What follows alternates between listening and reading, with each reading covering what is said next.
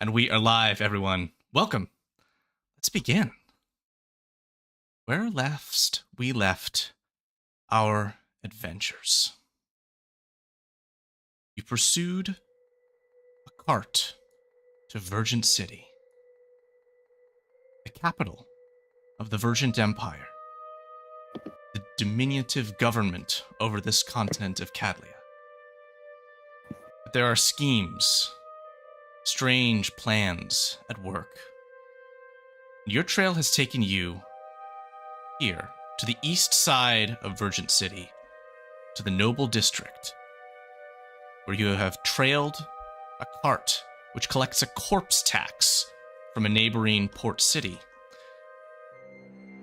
which has come to this place, a basement, within which the cart has descended.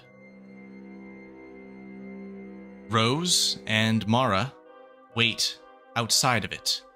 The cart has just descended beneath to a lower level here. Voya has quietly snuck in just beside the cart, being careful to hide her large dragonborn form from those within, attempting to use the darkness as cover. And Shael is under effect of a disguise kit, made up and concealed within a coffin in this basement which is now entered. Voya, you are likely the first one who will be in any kind of a line of fire. So Margarita, what do you want to do as you have a very precariously stealthed position?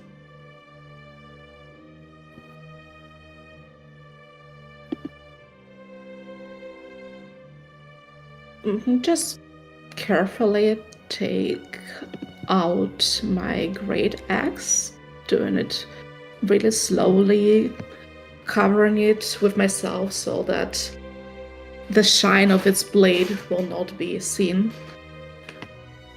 Okay. Are you going to attempt to take a better position for hiding, or are you staying right there? I will try to move towards the right-hand side corridor. Okay. Just going around this box. Okay. As this is a new session, and this is a new environment with new figures within, I need a new stealth check.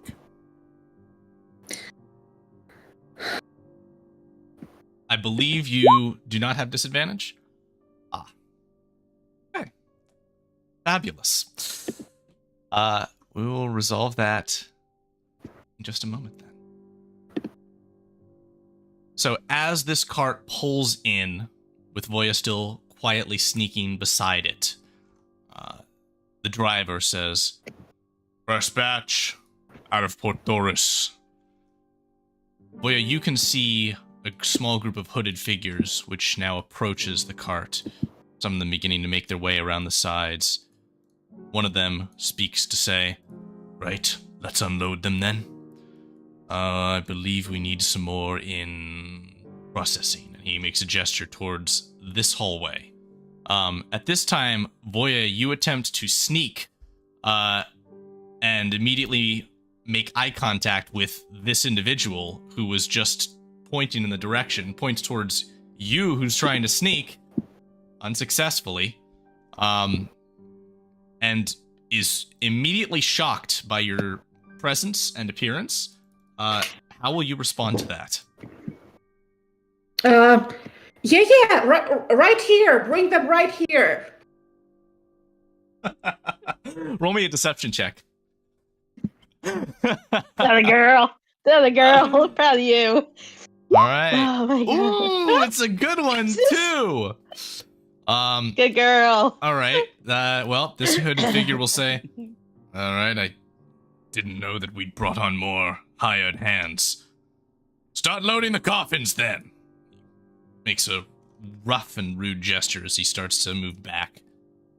As this figure who was closing the doors will move to the other side and begin to lift the coffin that Shael's in.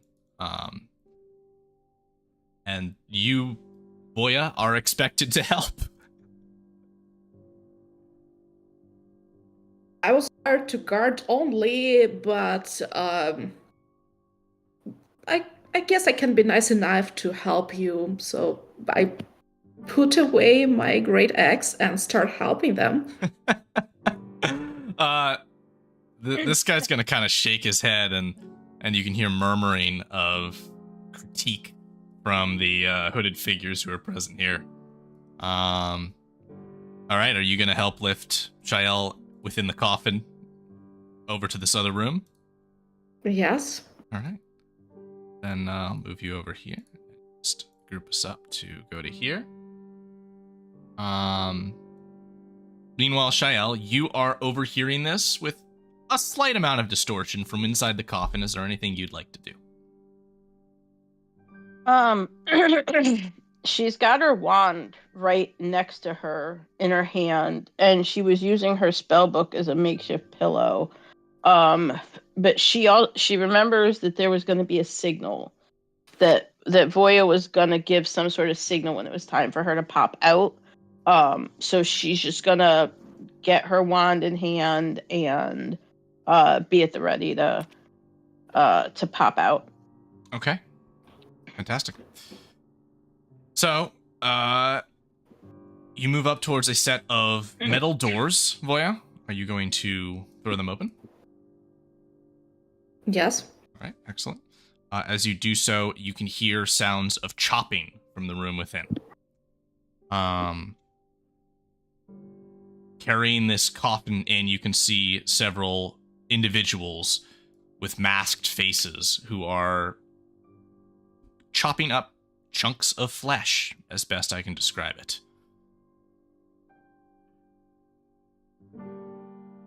The man carrying the coffin alongside you will say, "Oh, you can just put it up here."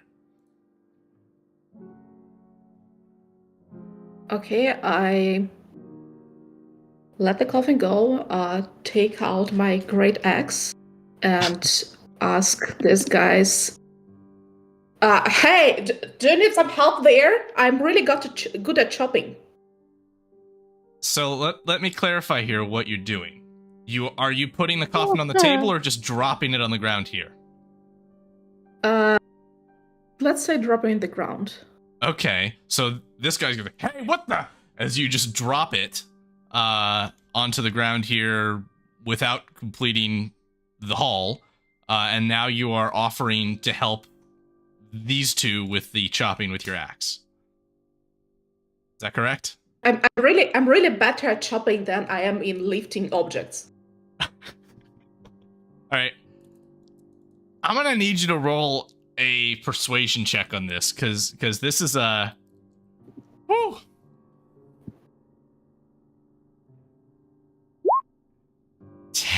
Okay, I'm gonna roll against this with some of these folks. Ooh. Right. So this individual's gonna say, "You, Porter." He points to this man who's got the other end of the coffin and is now trying to hold it up. Just like, "Hey, why'd you drop this on me?" He says, "Who is this? We don't recognize them.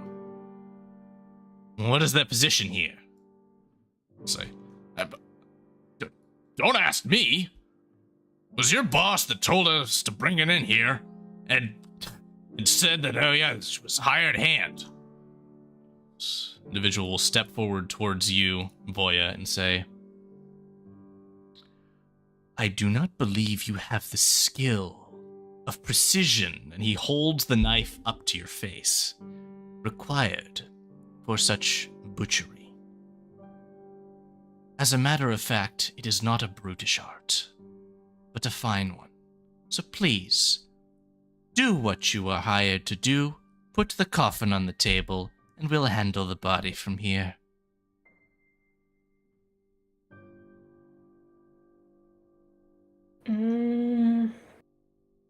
In this case, I kick the coffin, yelling, "Signal!"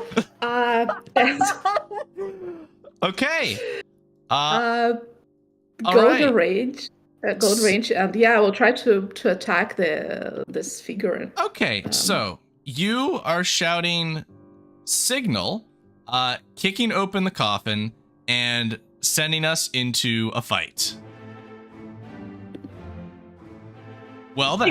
Signal, that's amazing. Oh my gosh. So Shael, you are going to tumble out of the coffin. I hate to admit this. How come no one's ever done this before? Wait for the signal and they actually yell signal.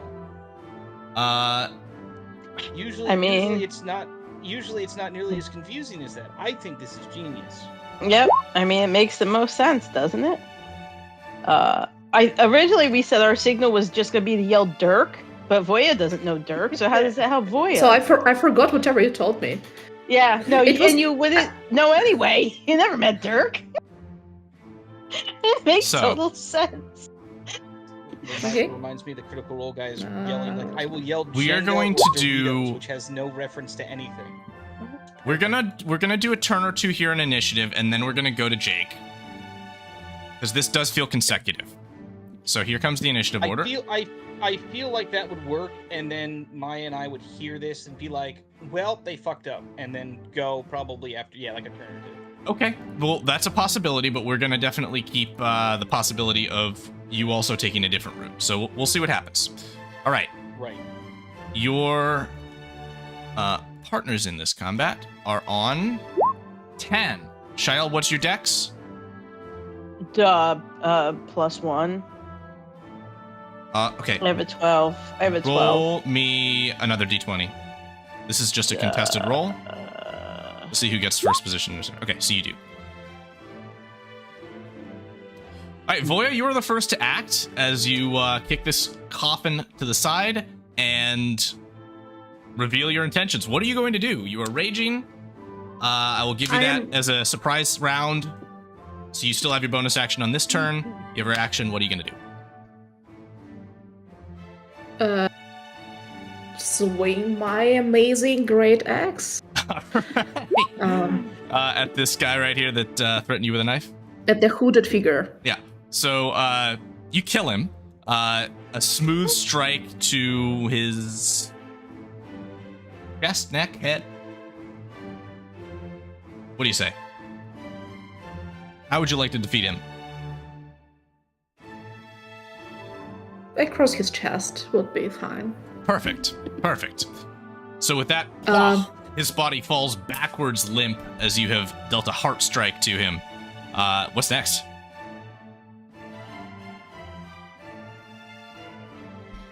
Going after someone else? I will go after another figure. Okay, sounds good. Over here. And try to do the same.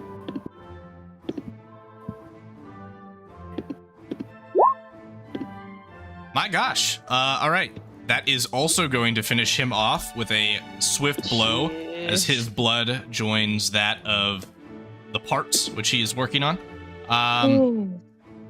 All right. That'll do it. Any more movement you'd like to take? Any other bonus action? Margarita. Yeah. I'm gonna take a step back to this guy. Even if I cannot attack him, I want to be next to the little girl and protect her if needed. Okay. Aww. Shael, you're up. The little girl appreciates it. Alright, so I don't know if the coffin she's in, like the thing popped open or whatever, but she's gonna Yes, the door would have popped open as Voya hurled your body against it, throwing the coffin over, so you tumble out onto the ground. My god.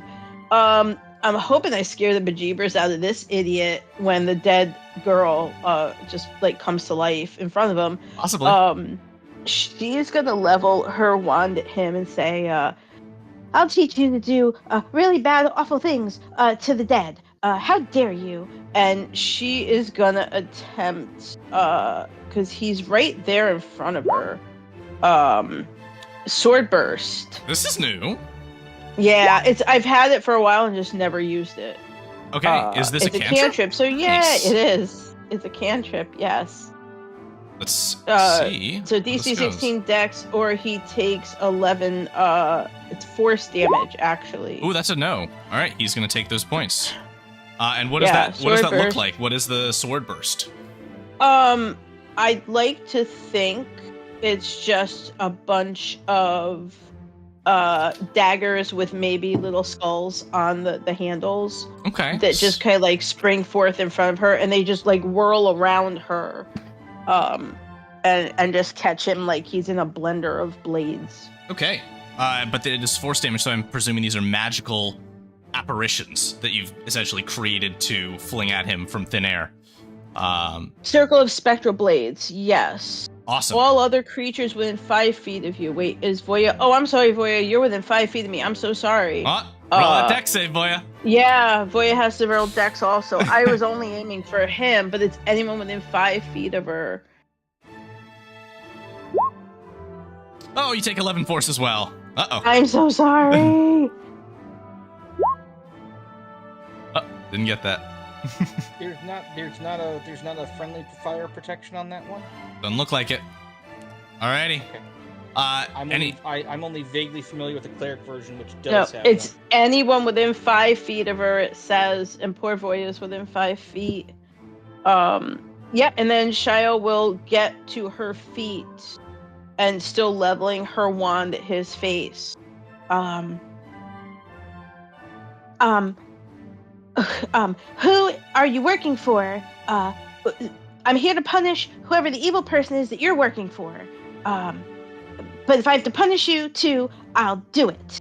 And she's just leveling her wand right at his face. Interesting. All right. Let me think about how this guy's gonna respond, because that had something, and that's gonna alter it a bit. All right. So first and foremost, he's gonna shout, "They're betrayers! A warlock and her minion! The minion of shouting threats!"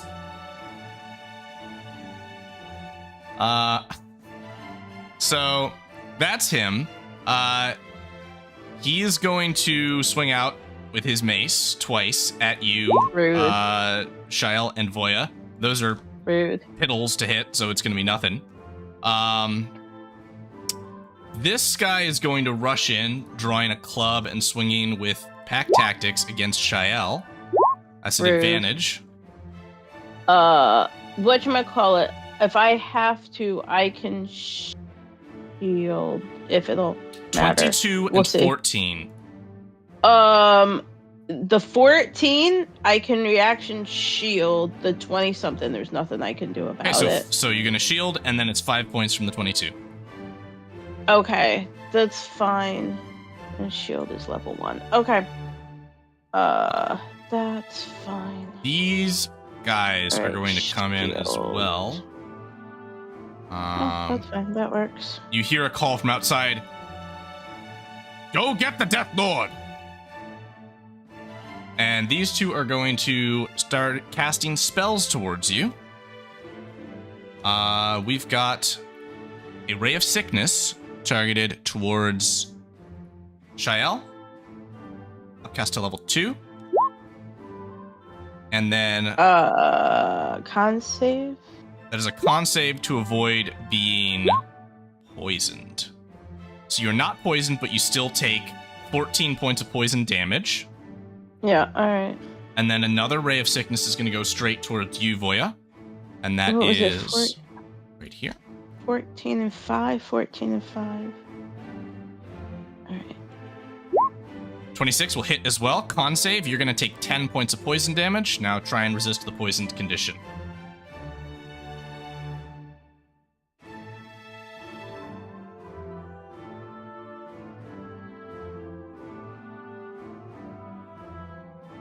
Let's get a con save for Voya.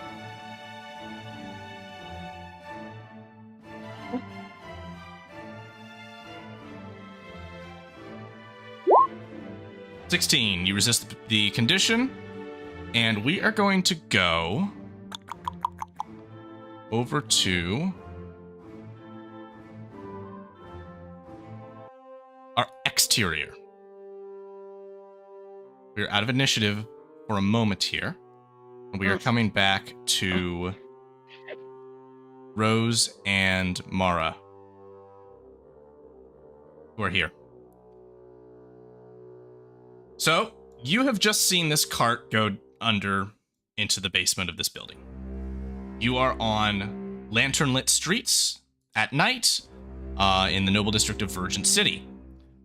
Rose, what do you want to do? You are going to be taking sort of point on this and leading this engagement. I'm also going to light up a couple of other lanterns that are down the street. Oh, right here. What is we see them go into this building right here. That's right.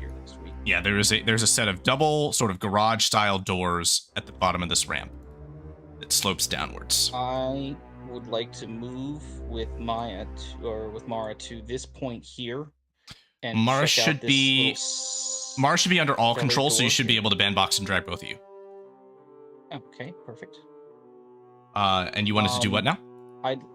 I want to check, so between the two of us, check this little door right here. What you are looking at is a set of crates, and from what spills out from the side of them, they appear to be refuse bins. Yeah, okay, I thought it was... You want to investigate the trash can? Do remember that you're playing your Trash Panda cleric on a different day, my friend. That's a different day, right. Okay, so this entryway that we're now staring at, is there a ramp, or how does it go down? So it's a small sort of step down for carts to roll, and then yeah, this whole sort of dirt and gravel section is basically sloping down, descending. And we'd have decent cover, like, below if we went to all the way down here to the front of the door? Yeah. The only other thing I would note is there is what appears to be a second door that leads to a ground level. You would be going down to a subterranean level. Right. But we saw the cart go down. That's right. I would prefer to be on the same level, quite frankly. Perfect. Okay, so you're coming down here. And then while we're there, this door was not locked or guarded. It was not. It was locked. There's a nice big old metal lock on it that was unlocked by one of the carriage drivers, and was then sort of, I suppose if it was locked on the outside, then that wouldn't have worked quite like that. Be guarded. Right. So, like, maybe they dummy locked it and just put it back on the door. Let's go with that, but it is also entirely likely that this could be locked from the other side as well. Right, that's fine. Yep. Between Mara and Rose, I would like to crack the door open to see if we can hear anything down below. In particular, if we don't hear oh fuck within the next 5 minutes, you'll hear it in a moment. That's what I mean. The original plan was, hey, let's wait for them 5 minutes. If they don't get jumped, we can maybe try the front door. Right. Yeah, you'll they're gonna get jumped. Yeah. You'll hear Shael's mouth in a minute. Mistakes hilariously occurred. Okay, so Stu made the mistake of not yelling. I was only informed of the plan since I wasn't here last week. I was informed of the plan backwards. I was told what you guys had done and then found out the steps of how you did it in reverse order so that I could perhaps at some point go through step by step why I think this plan was hilariously bad. But I don't think it's hilariously bad. I think it's hilariously good. So we're going to go with it. Okay. So you will, with Mara, wait outside of this garage door for, let's say, and also, wait about 6 seconds, and Shael will take care of something. You will wait for a short period of time. You will hear. It seems like it was a minute. It seems like it was a minute or two, and Rose would have a cursory watch of the people who might be behind her or people passing by. But the general consensus was, we hear something bad in 5 minutes, we go in this door. If we don't hear anything bad in about 5 minutes, we go in maybe through the other door. Yeah, you're set. So here's what's going to happen. You guys are going to wait for a short period of time. You'll hear the sounds of voices talking. You do hear Voya's voice in there. and then only a couple of minutes later, or seconds even, this wasn't necessarily a hugely drawn out endeavor, you will hear the sounds of weapons clashing, people shouting, and there is certainly something going on. So my only question remaining to you now, Jake, is who's going in on the left and who's going in on the right of this double door? Just for positioning. I will. Mara can take the. Mara can go this. Okay, perfect. So you guys are going through this door? I'm assuming we both kind of sort of sneak, like we opened the door partially, and we both go in more or less at the same time, and then just spread out on the other side of the door. And given the nature of the situation, we're going to go with a less locked alternative, and I'm not going to give you trouble getting the door open. You come right through the door and enter combat. Please roll for me initiative. Do you have Mara? Sure. Or does Sue have Mara for at least for initiative? I've got Mara. I don't have access. I don't think. Everyone should. But nonetheless, Mara will be on 12. I mean, I've never tried. Let's put it that way. Oh, hang on. We might. Hang on. I don't know why this always happens, computer.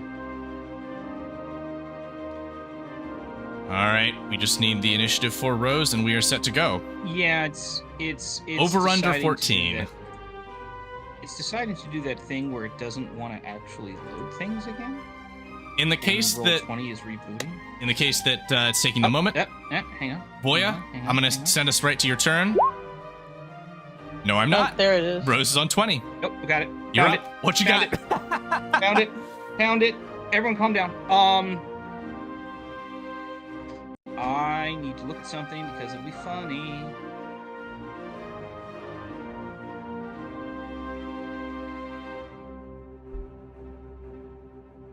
Rose is going to do the following. I am going to sprint through the door.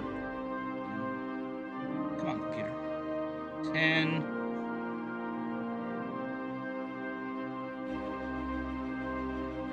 I'm going to go to here. And I think... How wide is this radius? Oh, 30 feet. Freaking perfect. I am going to designate the horse as a friendly. All right. The reason for this is we are going to activate something I don't use very often, but I want to do damage now because there are people with weapons who might find this helpful. I need a lot of con saves from people because I am casting Radiance of the Dawn. Okay. This is a very, very long time. Please describe for me that's what this is doing and how it's affecting your enemies. So, Rose's mom might have been a little bit of enchanter sorceress type. So normally clerics are very nice people and they deal holy damage. This has a little bit more of a fiery bent to it. There's a little bit of red involved as Rose's eyes go from white and red and back again. And then there's just a little fireball that just kind of sort of explodes. But only the bad people take damage because I'm a nice person most of the time. All right. And the DC 16, one of them will pass, taking only 11. And then the rest are going to take the full 23 points. Okay.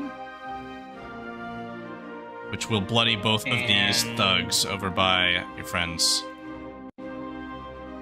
How many? Do we know how many spell slots I used last week, or don't worry about it? I think that's nothing. It's kind of a brand new day. Yep. Like we traveled and did not much else but travel. That's fine. I will then, on a bonus action, I will bonk someone on the head with a spiritual weapon. Love to see it. And I will choose the gentleman directly in front of me. And let's get a token down for its position. A spiritual weapon coming right up. 19 hits. Damage 11. Very good.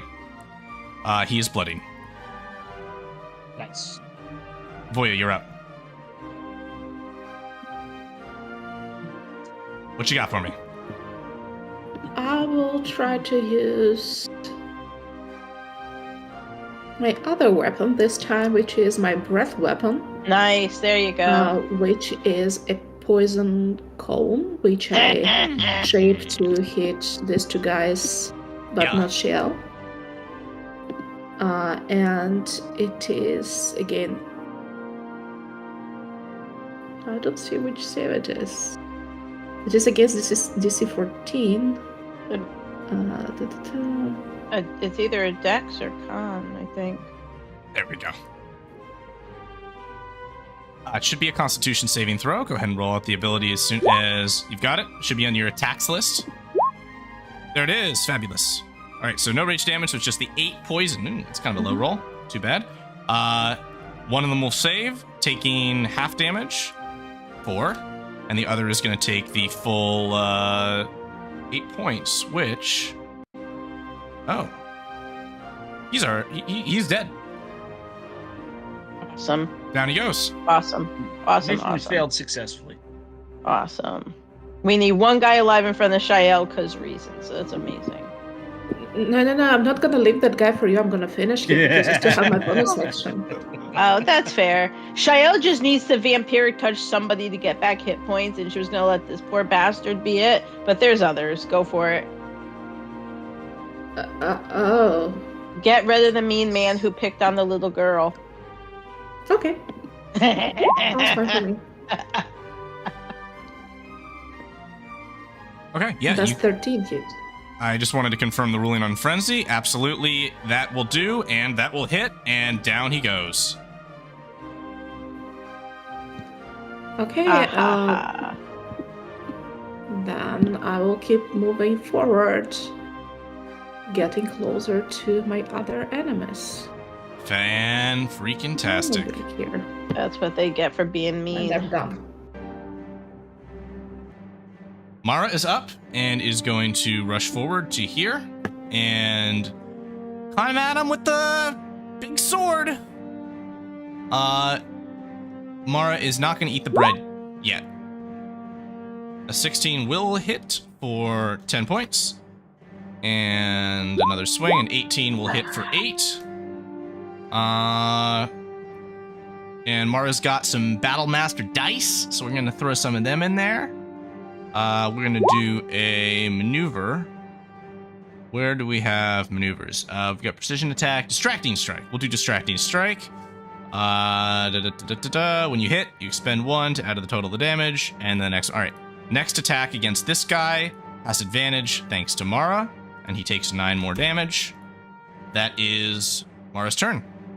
Shelly, you're up. Alright, so she's gonna run up here and look to the others and say, thank you for saving me from having to yell my head off. I wasn't sure if you would know. You should come in and help. And she is going to reach out her hands at this jerk and say, this is what you get when you make a 15-year-old angry. And we're going to try this on him. Are we targeting the one who is bloodied or not?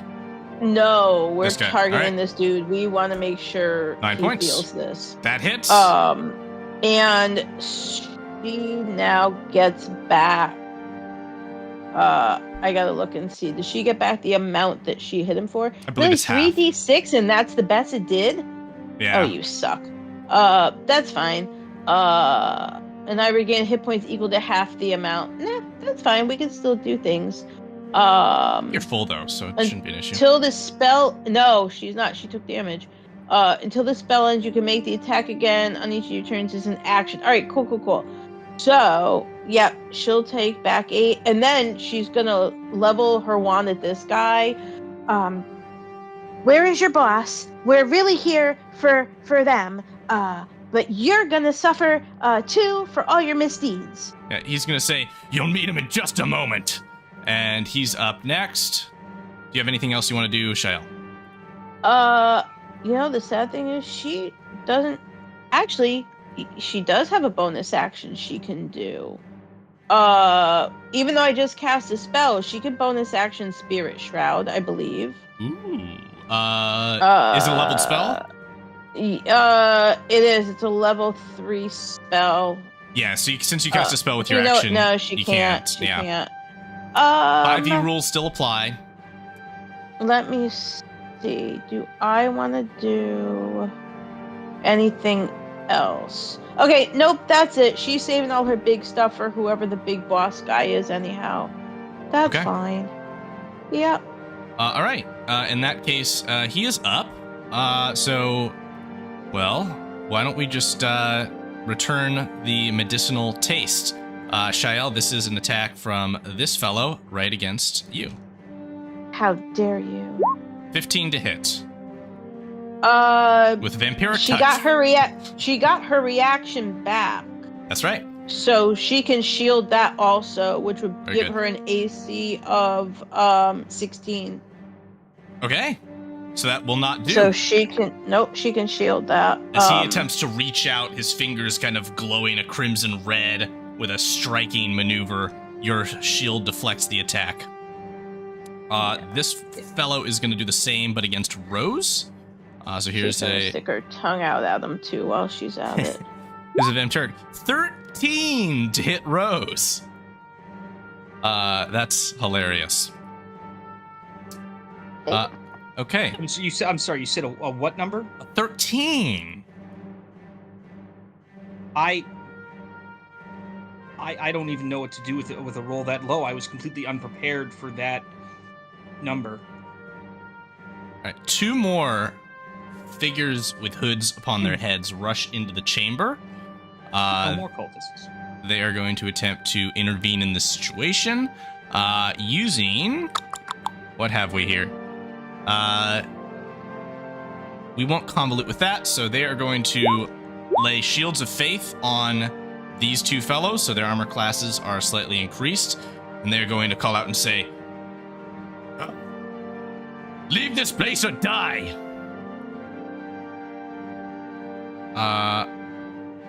Leave this place? No. Allow me an addendum. There are times when I juggle too many things in my mind. There's no leaving for you in their minds. Time to die. I was going to say the leaving. same thing to you. We weren't leaving, so that's perfectly acceptable, sir. There's that. right. There's that too. And this guy is going to dash down the stairs, coming just into your vision range. Rosie, you're up next.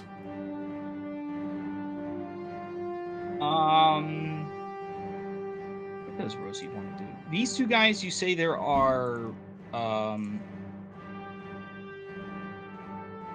don't want to deal with the 2 guys. Are the 2 people in front of me, do they have weapons? I wasn't...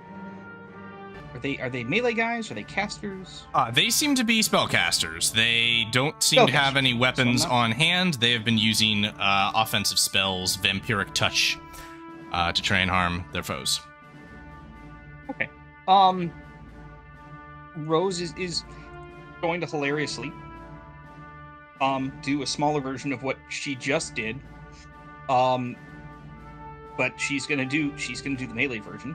And this is going to be... Where is it? I have 1,000 of these. Why do I have 900 different things? And why is this not listed as an attack on my sheet when it should be? We are going to ask for more con saves from the gentleman in front of me. Except this time it's going to be Word of Radiance. Again, friendlies are fine. So it is how many? What's the range in this for how many targets? It's melee. So it's those 2 guys. Roger. It's a melee range. It's effectively a melee range AoE cantrip. Is Blessed Strikes applied, or is it just the 8? Blessed Strikes is applied to. I'll go with the guy who's already dead and dying. Okay. So he goes it only affects down. one person. Only affects 1 person. So it's 8 points to both, 4 points to the guy in front of you. 4 points to the guy who just died. If that was overkill, that's fine. I'm not overly concerned about it. It's just Roger that. Okay, and he's got a Shield of Faith on him. All right. He gives a gasp and a ugh as he falls to the ground. Yeah, I'm going to then step on him and issue my reply to the 2 people over here along the lines of, well, we aren't leaving, so it's a problem for you. And I'm going to move the spiritual weapon over to which caster did this guy right here cast the Shield of Faith on the guy? Each of them cast Shield of Faith, so the guy on the north side is the one who still has concentration on him. I am going to attempt to bonk him on the head with the spiritual weapon because it's got 20-foot movement range. Oh, I think I could can get you? up and over the cart. No Yes. problem.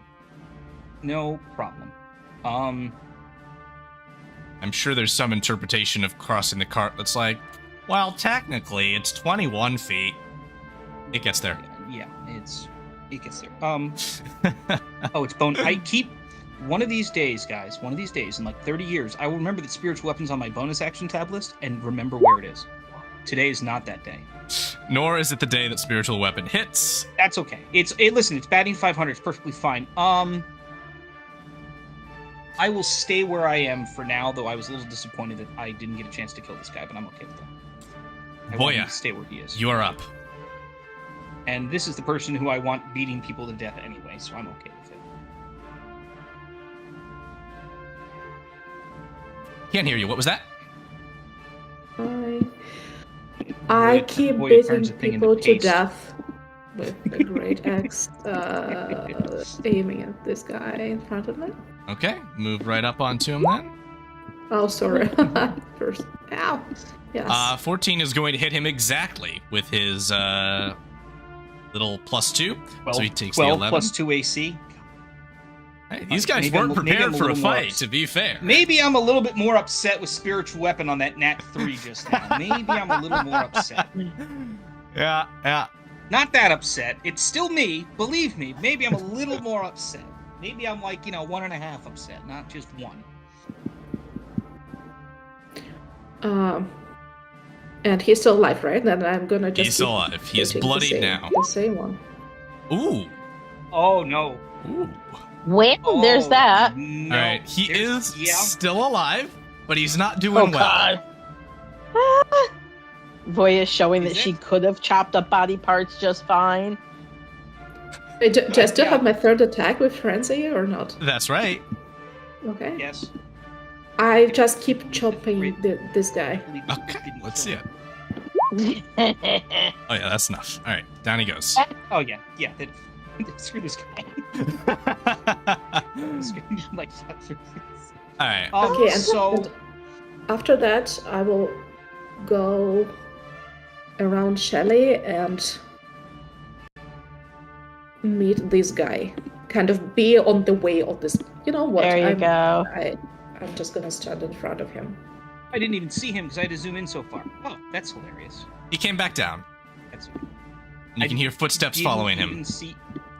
Didn't even see that occur. That's perfectly fine. Mara's up. Mara's gonna give the ol' hup and scurry across the cart to these fellers and give them the bonk and say, "Oh, you shouldn't have messed with my little Shelly." They don't understand. We take this personally. Yeah. And we have a scalpel wielding barbarian. And that's Very going to be personally. another distracting strike in there. So that's going to be donk. 6 more, an advantage on the next hit against this guy. All right, he is not doing well at all. And Shael, you are up. All right, she's got 30 feet of movement. 30 feet. She knows Mara and Rosie have everything here in hand. She could see this guy coming. That's right. Yeah. All right. First things first, I hate to waste an action on it, but we gotta do it. She's gotta do mage armor on herself. Yeah, she's kind of gotta, cause things. It's fine. If you're gonna do it, this is about as good of a turn. Well, no, the problem is though, there goes her ability to shield later. But that's all right. That's all right. We'll do things. As she's walking by this horse, she'll just give the pat and say, I'm sorry, you're getting caught up in this. I'm not mad at you, I promise. He'll give a in response. It's And she's not reacting well to the giant fight that is happening all around it.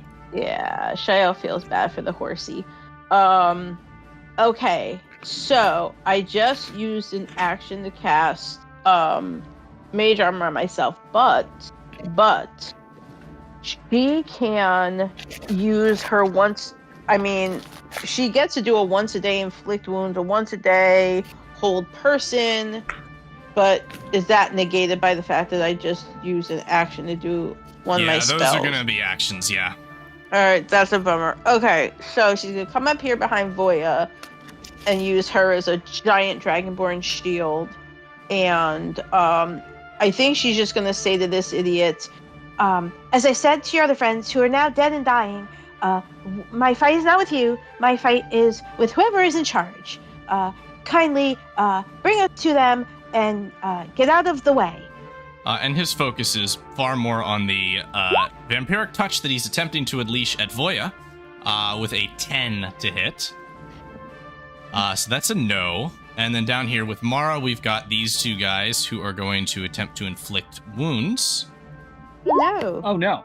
On her. 14 will not hit, but a 20 will for 18 points on a very high die roll. Rose is going to use a reaction. Okay. And Rose is going to ask that gentleman to re-roll that, please. 16 misses. Yes! Suck it, nerds. I win science. Where is my... Yeah, wording flare. That's why I found it's in my wrong... There it is. Yeah. So everyone knows I still have this. I'm an asshole. Yes, I know. This is specifically an anti-DM character, and Jake Henry knows it. All good. And by anti-DM character, meaning I suck and can't hit things, so I have to try and level the playing field as much as possible. All right. A wizard clad in red robes is going to rush down the stairs, immediately take sight of you, Voya, and point his finger at you. Make a dexterity saving throw. Ah, God damn it.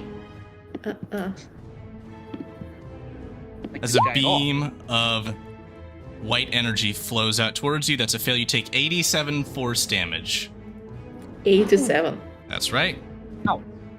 Um, That's not a carryover KO, is it? No, I will still have 7 left. Thank God. Right. Another figure is going to rush down alongside, pointing a finger as well, but then eyes God go damn it. wide in Yeah. shock immediately with sight of Shael, and he's going to say, "Everyone drop your weapons!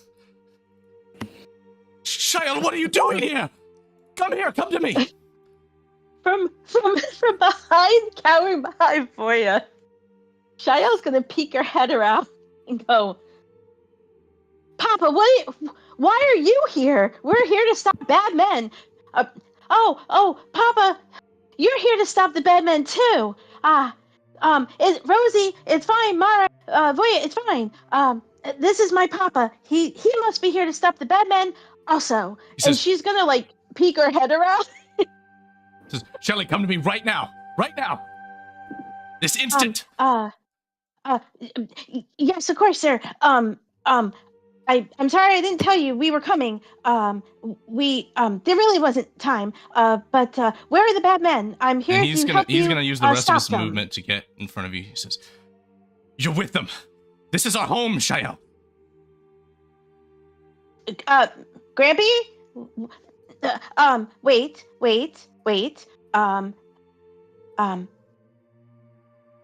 Why are there bad men in our home doing bad things?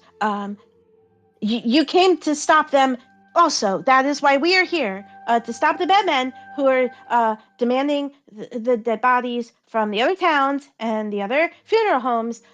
We came here to punish them.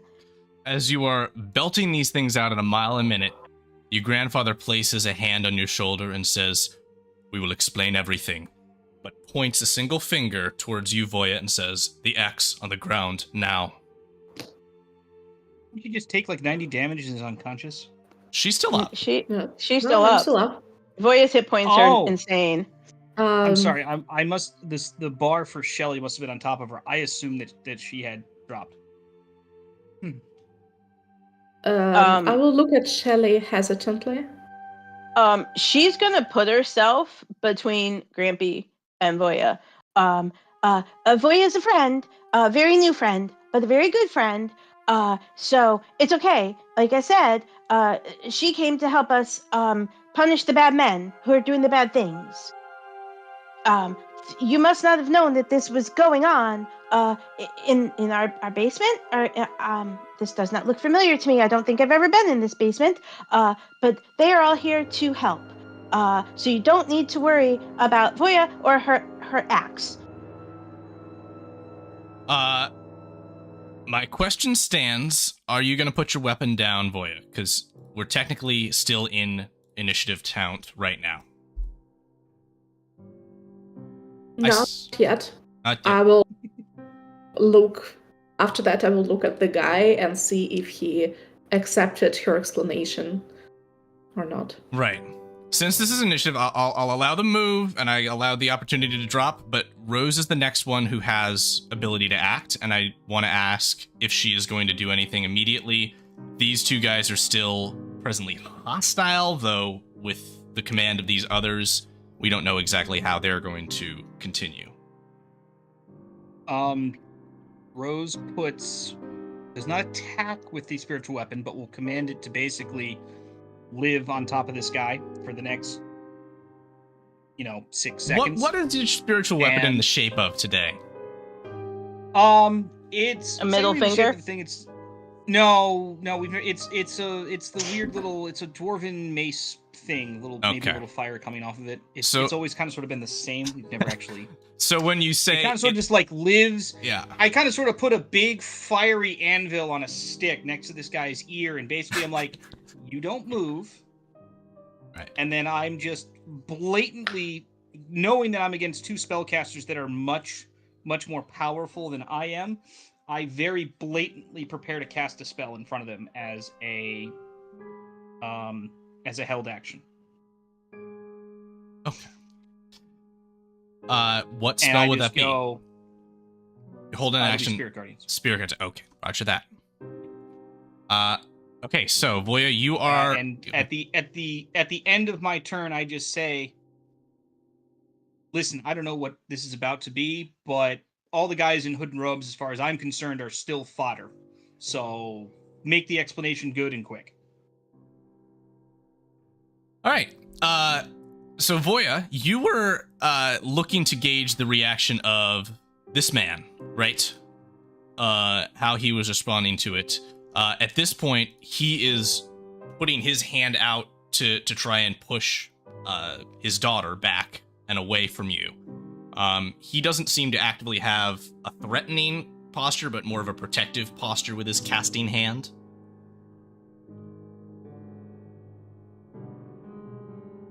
So, how do you want to respond to this?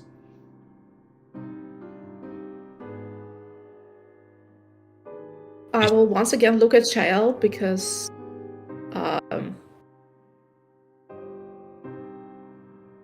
certainly I don't I care about her, and I don't want her to get into trouble, and I don't want to kill her father.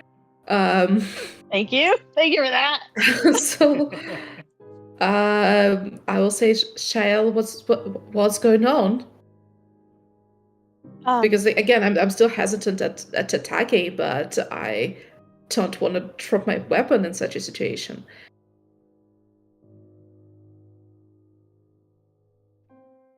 Shelly, you can respond if you'd like. Seeing that her father maybe has his hand almost at the ready to do something, the Voya, she's gonna wrap her arms around him. So to be clear, the father is holding his hand more facing himself.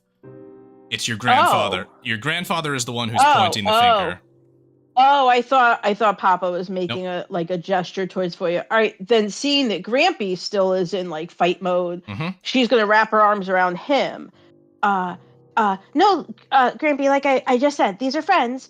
These are friends of mine. You remember you met Rosie Amara at the tavern. Voya is a new friend. So like I said, we just came here to punish the bad men. And that must be why you're here, not knowing that this was going on in our basement. I understand. But Voya is not a threat. She is a friend and an ally. And she's just going to wrap her arms around him. He's going to look down at you and say, Shael, the men you're killing are our employees.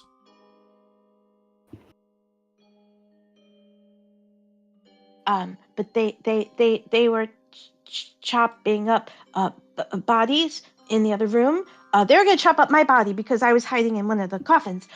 See, look, I was pretending to be dead. But they were doing very bad things. They that would make no sense that they would work for us.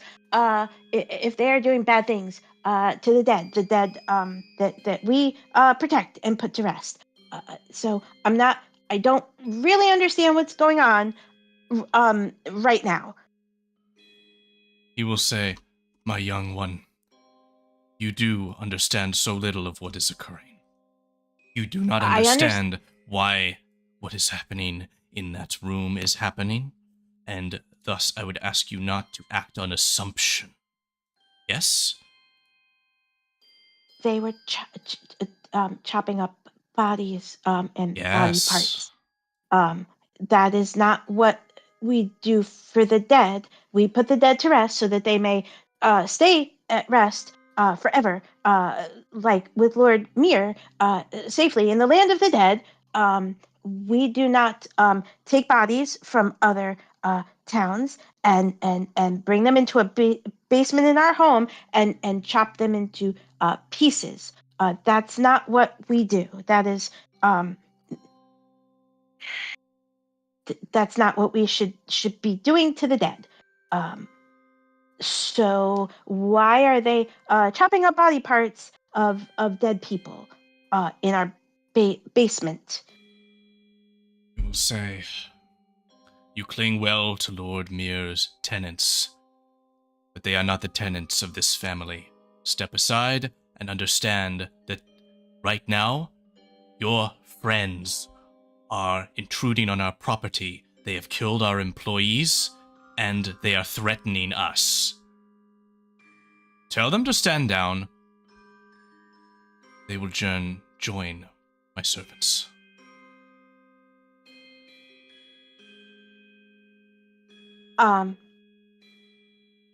I will ask them to stand down if you and Papa also stand down. I'm sorry that we killed employees that they did not know were employees. I'm sorry about that. But if everyone stands down, then maybe we can talk about things, but don't hurt my friends. So, Benevolence, I'm going to insert here, acting next to step forward and to say, "For Aniva's sake, everyone, that includes you," as he points to these two men who do have daggers in hand as well as their magical incantations. "And you first," he says to them, "weapons on the ground, now!" And these two will throw their weapons to the ground with a clink and a clank, and will halt their hostile gestures. Mara, still holding her sword, kind of looks in the direction of Shael, Rose, and Voya to decide what to do next. Grampy and Benevolence do not have weapons in hand, so standing down for them is more of a matter of where they're pointing their fingers. And at this point, your father, Shael, has his hands up, open palm, trying to get weapons to the ground. Benevolence Senior, grandfather, has not taken his finger away from pointing at Voya. And his son is going to turn towards him and say, "Father, just put your finger down. We have to be the ones to show good faith here first if we don't want this to end in death." Grandfather will look towards his son and say, "And is it in our interest for this not to end, as all things should, in death?" And his son will look to you, Voya, and say, "You have my word. No harm will come to you if your weapon lies upon the ground in the next 6 seconds." I will slowly put it down. Okay. So you are slowly putting your weapon down.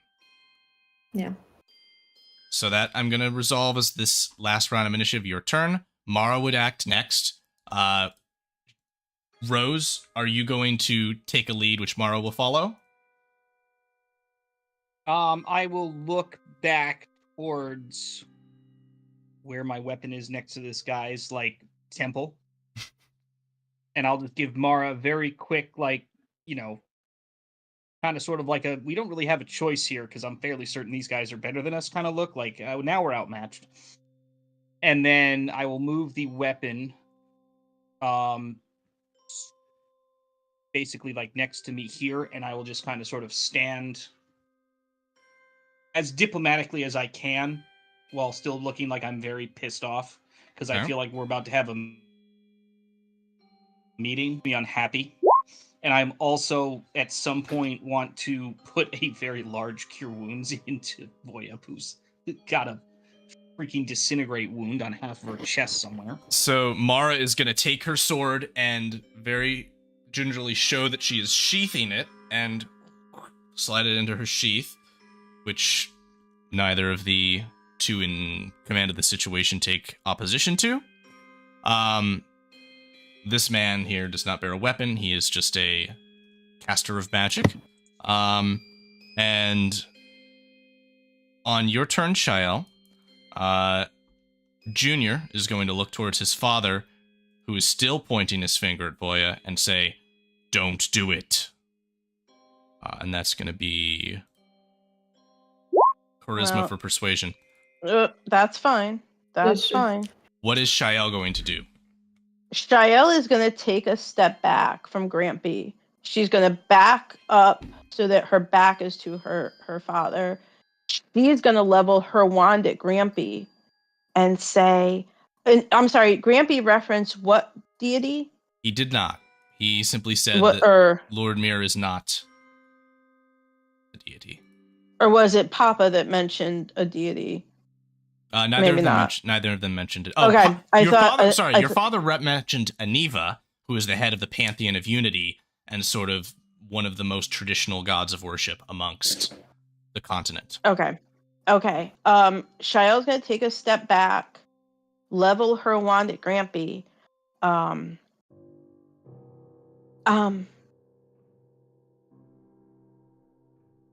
really don't want to fight you or Papa or anybody, but I won't let you harm my friends either, and I still don't really understand what's going on, and I'm getting a little upset and a little angry at the entire situation, so if I have to retaliate, I will.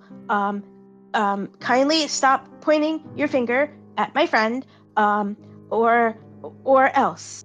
And she's leveling her wand at him. Right. And she's about ready to throw out the strongest level spell she's got at him. Like the tip of her wand is starting to get super icy, frosty cold. Papa is making a lot of sense. And I think for once, you should listen to him, Grampy. Please. Your grandfather, finger pointed, looks towards you, Shael.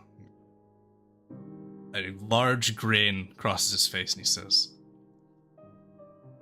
"You have good teeth, little one," as he allows his hand and finger to fall to the side, pointing calmly towards the ground, though you can still sense an amount of sort of congealed arcane energy that was flowing through him. He was ready to do the same thing or worse, right again. He'll say, "Well, now that we've all made peace," and Benevolence Jr. will say, "Now that we've all made peace, we need to discuss this. Gael, go with your grandfather, go upstairs, your mother's there."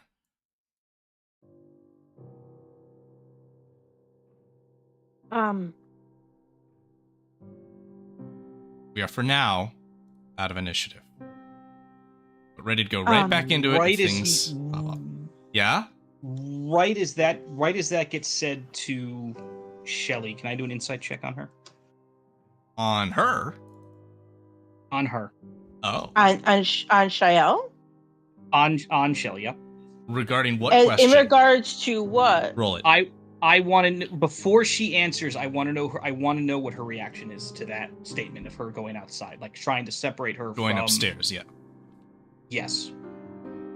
Well, in her mind, that means you're all coming with her. Like, she's not going to leave you all down here. In her mind, it's you and your friends go upstairs and we'll talk. That's what she thinks that means. Okay. So you can read that. Okay. Like she's assuming that's what that means. That we're coming with Shelly. I would assume that we're gonna have a talk with Dad, and you're gonna have a talk with Grandpa. And Rose knowing that Shelly would be incredibly apprehensive about that, would just say, "Go on, Shelly, it'll be fine. I'm gonna take care of Voya right now." Well, yes, we'll all go talk. This isn't how I expected everyone to meet, really. But yes, we will all go upstairs and talk. And I'm sure, Grampy and Papa will make a sense of everything that is going on, because I still don't really understand. But I'll wait for you to help Voya with her wounds, and then we will all go upstairs to talk. Your father is going to say to you, Shelly, no, just you. Go with your grandfather. I will talk to your friends. I just need to get you out of this situation right now, okay? I don't really know what situation I'm in right now. You're in a Papa, situation where swords were drawn 10 seconds ago by my count. Move, please, now.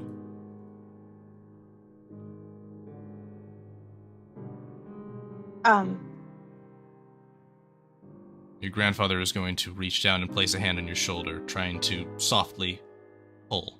Not anything with force, just sort of almost like a dance lead, like, come on. Rose just nods at Shelly and just like, it's okay. Yeah. Well, once you're done talking, everyone will come upstairs, and we will talk further.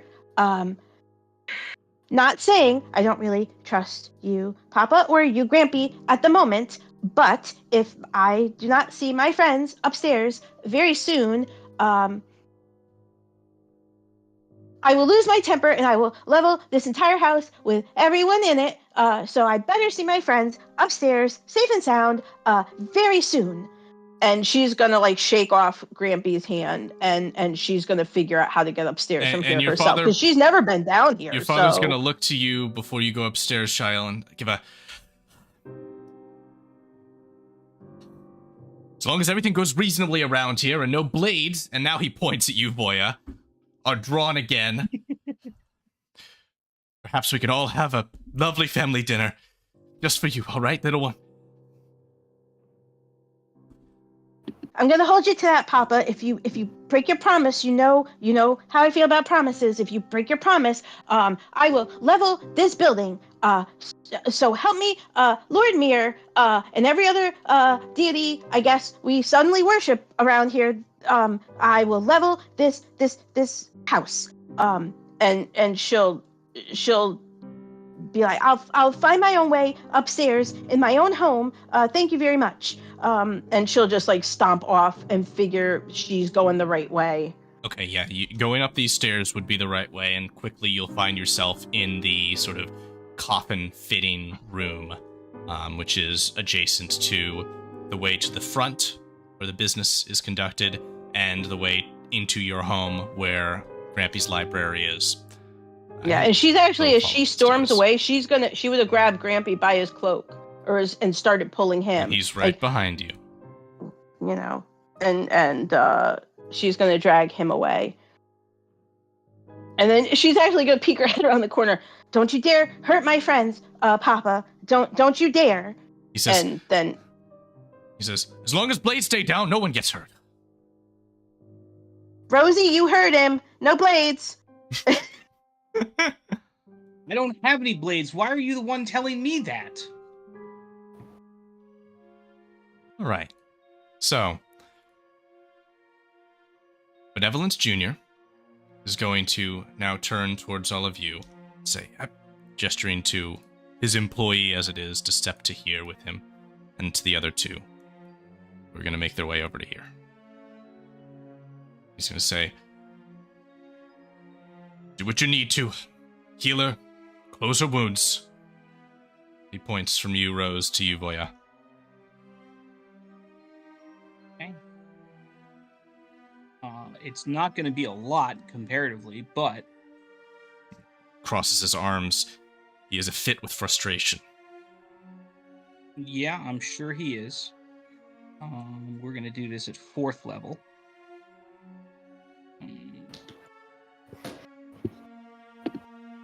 God, why does this feel so terrible? 16 points? That's not as bad as it could have been. That's nice. Yeah. I can do worse. I can do a lot worse. That's. I mean, Poor I know it's boy, below yeah. par. It should be around like 22, but it's. Yeah. Poor Voya. I still have the spiritual weapon up for as long as it remains. I haven't dismissed it. I think it's only a minute though. Right. So, Benevolence will look to the three of you who have intruded here, and Mara's gonna sort of quickly move alongside here as well, not wanting to split the party, as it were, and say, my daughter calls you her friends, and you have earned, in only that naming, a modicum of my respect. Give me a little bit more to please justify why you have come, blades in hand, into my home and killed the people who are under my employ.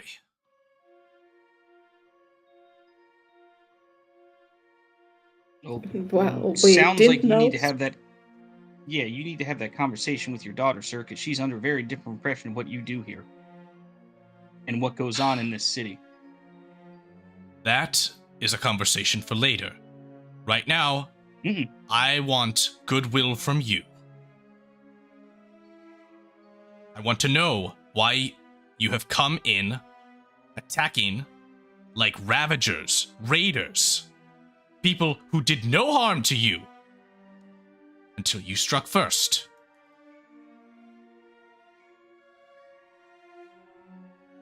How do you respond? I didn't strike first. I was outside. Secondly, you work for the Empire? Yes. Oh yes, he says. You represent the Empire. Yes. I introduce myself formally, as politely as not politely as I can, as normally as I do. Lady Esquire, blah blah blah blah blah, Whitewall, and I pull out my, I'm assuming tattered as hell contract from Dalefen at this point. This is why I was here. This, I know it's a little faded now. It doesn't really mean anything now. This is why I was here. Let me rephrase. When you say I struck first, that is a lie. He's going to say... You, sir, struck first. Going to say... Who was first to strike blow? As he looks to his employees, as it is. And this one's going to say... It was either your daughter or the green-scaled one.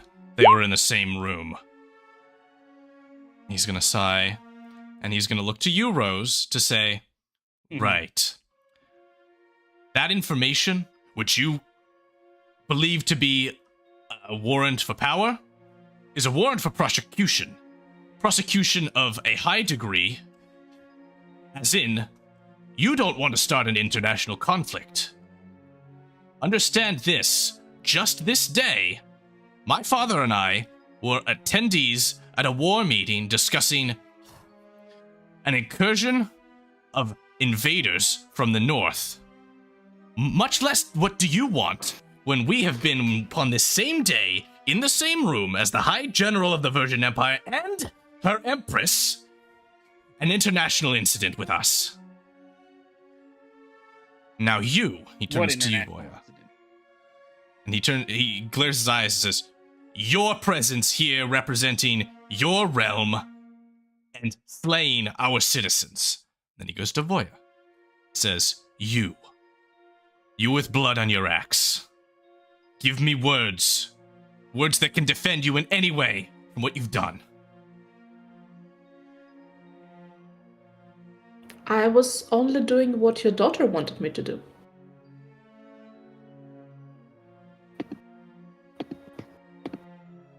You can see his face now truly contorts with vitriol.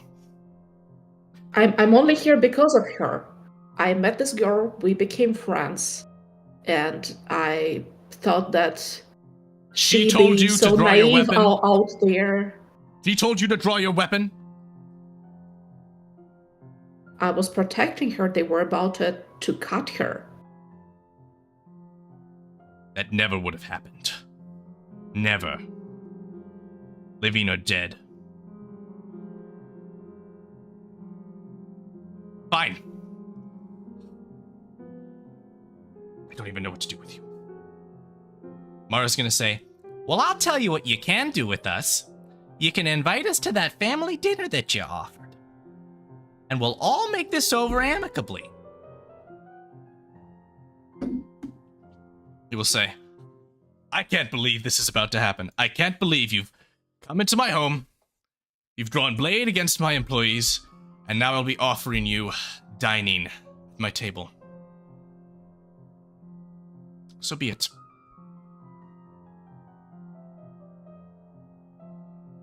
But there will be no weapons upstairs in my home. Where is my wife and my daughter? Is that understandable? Mara kind of looks grumpily towards you, Rose. Rose asked for a clarification on the definition of weapons. He says, blades of steel. We of magic are weapons. I know this. I will dismiss the spiritual weapon It fades away. and just say, fine. Okay. And he will say, all right. In that case, if weapons are not on person,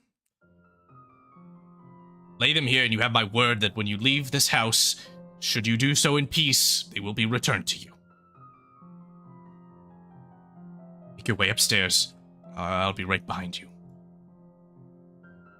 So Mara's gonna say, all right, I'm not so sure about this. And she takes off her sword sheath and pulls her crossbow off of her back and is gonna knock open one of these coffins and put him inside. And she's gonna look to your lead, Rose. Rose will take her lone actual mace and, as a gesture of faith, put it next to Mara's. It's the only actual weapon I have. Oh no, I also take out a dagger I have moderately concealed. Mhm. And I take that, I put that down as well. And Mara will also relieve herself of, oh, well, let me look at her sheet. What's she have? I think she's got a couple there. It's y'all know that scene in all of her in weapons. Lord of the Okay. Rings, Return of the King. Yeah. Yeah, I know what you're talking Where about. the barbarian has like the one axe and everyone else just starts taking off all their crap. Yeah, that's basically what's happening. Yeah, no, Mara's got her 2 hand axes and a longbow she's lugging around for whoever knows what reason. Her long bro. Yeah. Yeah. That's So why. that's all going in the coffin. She doesn't have any daggers. If she had one, she might have tried to sneak it. But she's not going to. And she's just gonna say, well, you better be right about this, Rose. And are you two going to start heading up? Right. Why does everyone keep talking to me like I know what's going on?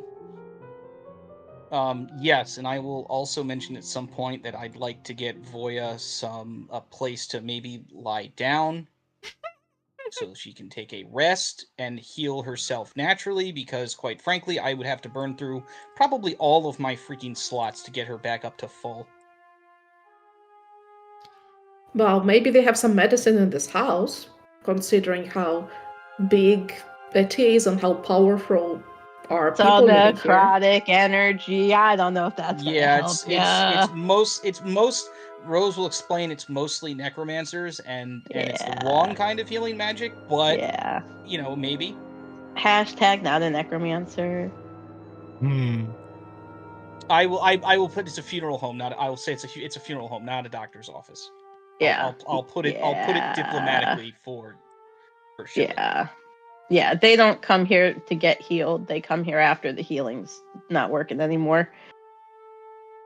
Right, so I suppose then if what you're waiting on is Voya, Rose, Voya, are you surrendering your weapons as was asked? Till I clean the blade. Wait, say So that again? I would need to pick it. Not until I clean the blade, so I would Oh. need to pick the eggs up, clean it first, and then hand it out to them. And with some amount of displeasure but tolerance, you are watched as you do that, and then you are going to put it away?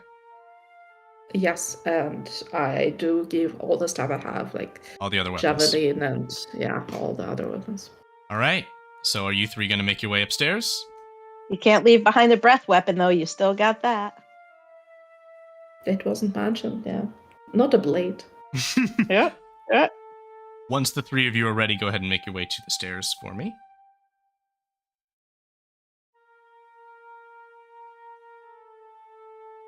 And as you are ascending, you can hear Benevolence Jr. turns to his employee and says, all right, you, and he points to one of them, says, just unhook the horse, take it to stable. You two clean up the damn bodies, move them into processing. Just going to ask for more help. All right, go. And they move off, and he's going to be on the way up behind you. So, now we come to moving upstairs in what is the Deathbinder estate. So, let me get you all to here. Rose is going to ask a question to maybe the gentleman behind him. You don't have to call him Papa. That might be weird. No,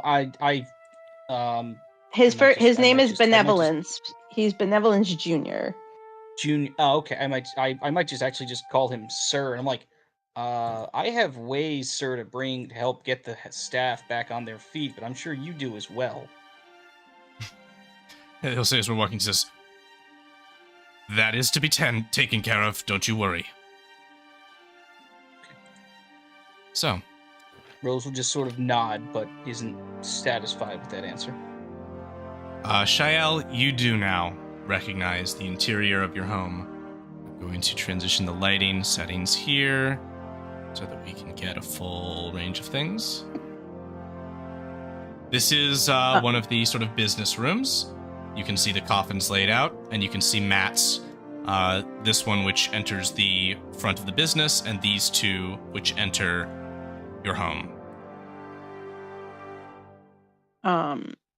So now that they're here, she can look back at these doors and say, I guess now I understand why I was always told I wasn't allowed to go through those doors because bad things were going on in the basement of our home. So now I guess that makes sense. I'll say, Shael, go find your mother. Let's go. I'm still angry at you and Papa. I just want you to know it's that. All right, you'll get over it. Let's keep angry. Going. I'm just still angry, and I just want you to know. And whichever way it leads to go. She's still tugging him along, though. Yep. She's still got a hold on him. So if he tries to backtrack, no, she's gonna stop him from doing that. You see here the stairs which lead up to the second floor, wherein family bedrooms are.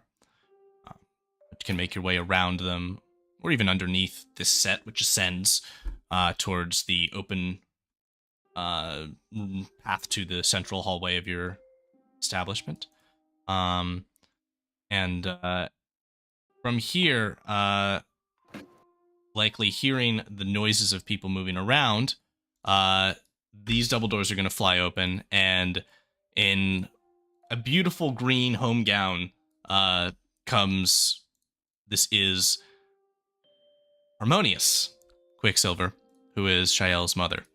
And approaching quickly, she'll say, Benny, Senior, is everything? Oh my gosh, Shael! And just run towards you, arms outstretched for a hug. Yeah, Shia will throw her arms around her. Sorry for the surprise, Mama. Things happened. A lot of things happened. And I'm angry at Grampy and Papa. I just want you to know. They know I'm angry. Some things happened, and my friends are here. And well, a lot of things happened. But I'm very glad to see you, and I'm happy to introduce you to my friends. As soon as they come upstairs. But I already told Grampy and Papa, if my friends are not safe, I will level the house with everyone in Not it. safe. Not you, Mom. No, I wouldn't do that to you. No, Shelly. I would make you leave. But I'm very angry. Shelly, your friends are at totally things. safe. This is our home. And she looks past you. She says, don't worry. She looks past you up to your grandfather and says, what happened? And he says, well, she came in with blades in hand. There's blood down there. We're gonna talk later. And she says, oh, no, we're gonna talk right now. You're gonna tell me everything that just happened up there. Down there. Can't get over my frustration. Shelly, here. Go have a seat. She points towards a bench in the hall. Yes, of course. I wouldn't level the house with you still in it. Don't worry, I wouldn't. Maybe with Grampy and Papa in it, because I'm still mad, but not with you. And she'll just kind of like go over here and just plop down, and like keep her wand and her spell book next to her. Let's do that. Everything? Okay. Fantastic. We just align like that for now. Your mother is going to look to your grandfather, step right up to him and say, my daughter looks like a dead girl. And there's fresh blood on her. What happened? Evelyn Sr. is going to put his hands on his hips and say, all right. She came in with 3 others, 2 of which I recognized from Dalefen, 1 that I didn't, who seemed very hostile, and they started killing.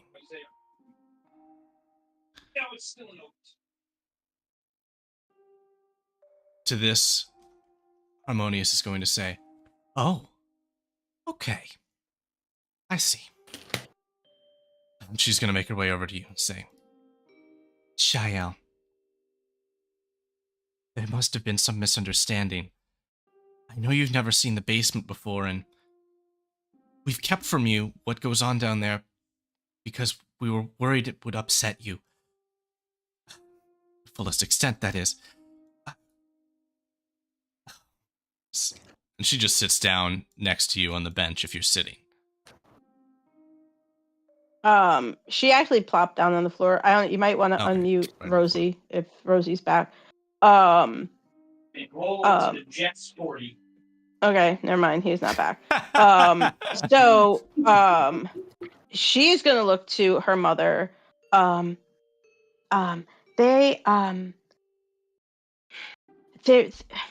Wait, Mama, did you know about the basement? That they are cutting up bodies in the basement of people, bodies that they took from other towns and brought here. And the other funeral homes, a very nice man and his sons were murdered in their funeral home, and another caretaker told us they were being forced to pay a dead body tax.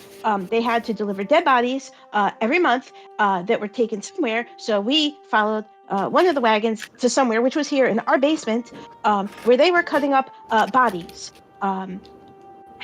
So that is why I'm angry at both Grampy and Papa, because no one should be taking dead bodies by force, killing other people for them, and then chopping up the bodies in our basement.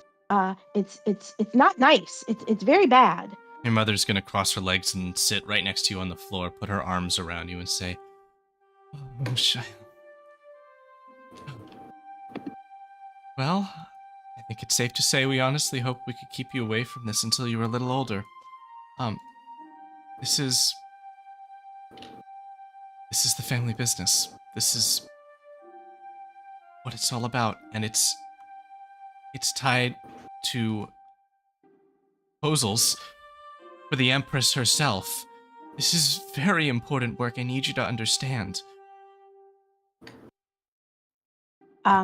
There's nothing to understand about taking the dead who deserve to rest in peace always, and having them come here to the basement of our home and chopping them up, and I don't know what else they might be doing. What more could you do besides chop them up?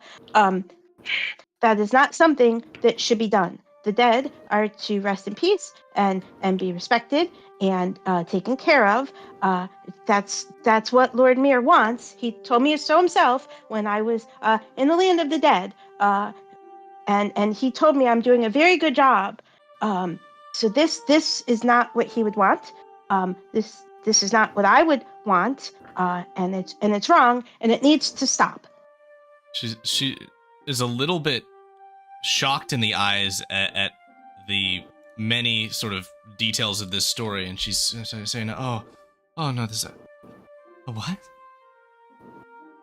You were in the realm of the dead? Yes, I was. I was dead, very dead. And Lord Mir was very kind and showed me around and showed me what I'll get to do when I go there. And then Rosie was kind enough to call me back because I was dead. And Lord Mir said, "Well, that's okay. You can go back if you'd like." And I said, "Yes, I'd like to." And so I did. But yes, I was dead for a little bit. And there's a lot of bad things happening, and I just didn't think one of them was in our basement. So, like I said, I would like this to all stop now, and then we can go back to normal. Yes, that is what I would like to happen. She's gonna just give a very long and drawn out sigh and say, "Okay. Are you hungry?" Yes, I have not eaten in quite a while. I was hiding in a coffin on the back of a cart for I'm not really sure how many days. Yeah. Go upstairs, go wash yourself off. I'm gonna have the servants prepared some food. And we'll talk about this all over dinner, okay? That's fine. I will do so once my friends come upstairs with Papa, because he promised that nobody else would get hurt, and I would like to wait for my friends to make sure that he kept his promise. Right. And so, and hopefully Jake will be back with us in just a moment. Seems he's had a bit of an interruption there. Voya, you and the others do make your way up onto this floor. Benevolence Jr. will say, "Just to the right, and through the door on the right."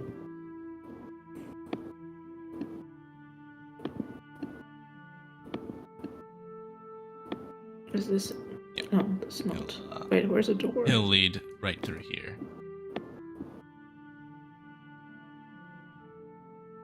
And you can all make your way over here to the next room. And so, Shael, at this time, you will see your friends come through. All right, then she'll get up off the floor. All right. See where we are at. Shia, are you okay? You don't look like quite yourself. What happened to you? Oh, well, no, remember I look like this because you put makeup on my face to make me look dead, remember? That's why I look this way. I mean, you look sad. I think my family has been lying to me all of my life. And I hope I'm wrong about that. But if I am right, well, then, yes, there is a lot of talking that needs to happen. But for right now, I'm going to assume that there's a very good explanation for everything, and that the bad things going on in the basement of my home are going to stop right away.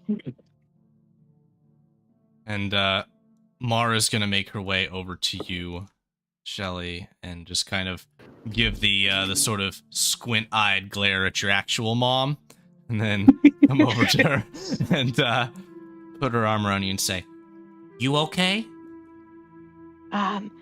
Yes, I am fine. As long as I can see you are all okay. Yes, I am fine. Thank you for your concern. And you can hear Mama Quicksilver is her last name, calling out instructions to the unseen servants of the house to prepare food. And Shael, are you gonna do as your mother requested to go upstairs to wash up all the gunk? Yeah, she doesn't want to freak out her poor mother, so yeah, she will go up and wash the makeup off her face. Mara will say, "Well, why don't I come with you?" If you would all like to come with me, I will. It would be nice to show you all my room. It's a simple room, but it's my room, and it's very nice and cozy. If you would all like to come with me while we're waiting for dinner. And Benevolence Jr. will say, "All right, I guess it's the house tour. Let's go. Well, this is the first time I've ever had friends over, or the first time I've ever really had friends to invite over. So I thought I just thought it would be nice to show them around. Right. So, you can all then make your way upstairs, which, Shael, you can lead them. You will explore what is mostly sort of a residential upper floor. There's a washroom, which Shael is on her way to use to clean up all the gunk, and there's not really too much necessarily of sort of sightseeing going on up here. Won't go into the teleportation circle room. Probably won't visit any of the bedrooms other than Shael's. But to this end, you can sort of wash up, and then when you're ready, return downstairs again. Unless there's anything specific in your room that you wanted to get. Not that I could think of. She might grab some more money. She might grab some more money out of her little skull piggy bank. She's run low on funds. She's been paying for everybody else. So she might just grab her skull-shaped piggy bank. Perfect. Perfect. And stuff. Within which, let's say you've got 236 gold. Wealthiest kid in the world. And so Benevolence will say, "Come, I'm sure the appetizers will be ready by now. Let's all sit and discuss this like reasonable and rational adults." So? And I kind of sort of look around like there. I'm gonna let that one go. So he's going to... Yeah, you might. I would assume that Mr. Benevolence would hear at least one or two mutterings about fucking politics and/or meetings. Which I'm sure he might come over and just kind of sort of nod, yeah, believe me, yeah. Sue, could you ever imagine that the negative interpretation which Rose would have of your home and family would be based not on any nonsense, but based on the fact that the first event is a goddamn meeting? Yeah, who gives a crap about the defilement of corpses in the basement? Let's get mad about yet another meeting. Well, they were dead before they came there, right? So they were corpses and they turned into corpse. It's like defilement of corpses in a funeral home is probably within ordinary, reasonable belief of what Rose has experienced. Not chopping them up. My gosh, people. You don't Well, chop we up dead don't know. bodies. It's your family's business. We're not really experts in this. Neither is she. The 15-year-old didn't know. So go ahead and follow Benevolence Jr. whenever you are ready. Right along into the dining room / family room. Shael would also be, as we're walking around, just be saying about and when I get back to Delphin and get BB and bring him home, look at the very nice home he'll have to run around and play. Not much of a yard. I don't think he'll mind. But the cemetery is very nice. So BB will have a lovely home here once I bring him home. And for poor Voya's sake, BB stands for Barker Bones, and it is a reanimated dog zombie corpse that she found. That's right. She decided to adopt, and that is her best friend in the world. And she bought him a collar, and he's currently back in another town where we left him safely. And Jake, you bringing Rose over here? Yes, I'm sorry. Benevolence Jr. will be pulling out the chairs for everyone and making sure that you are comfortably seated or taking a seat here across the table from his daughter.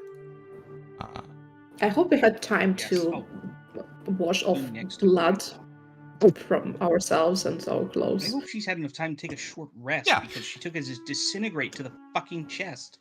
Yeah, so I that's... want to reiterate okay. how much not of a fun experience that must be.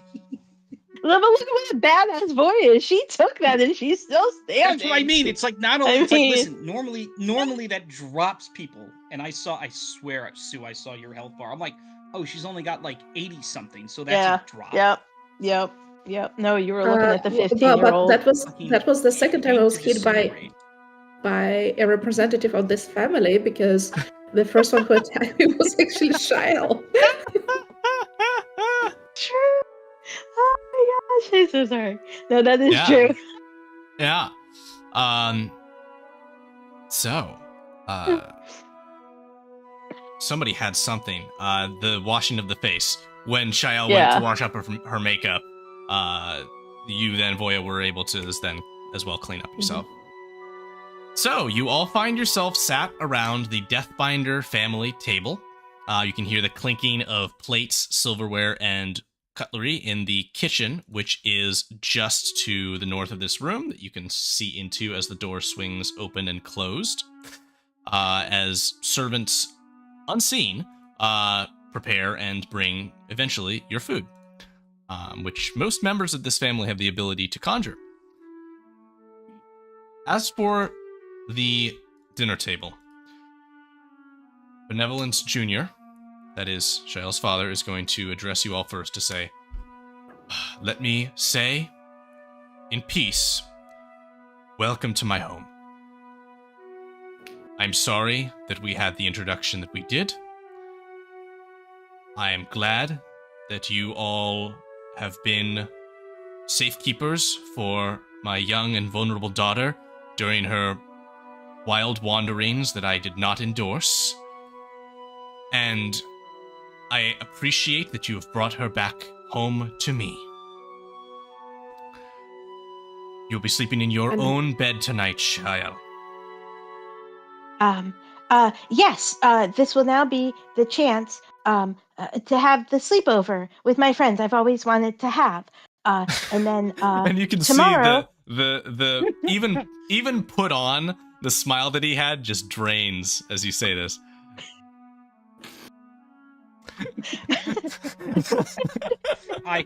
This is to me what raising a teenager should absolutely feel like at all times.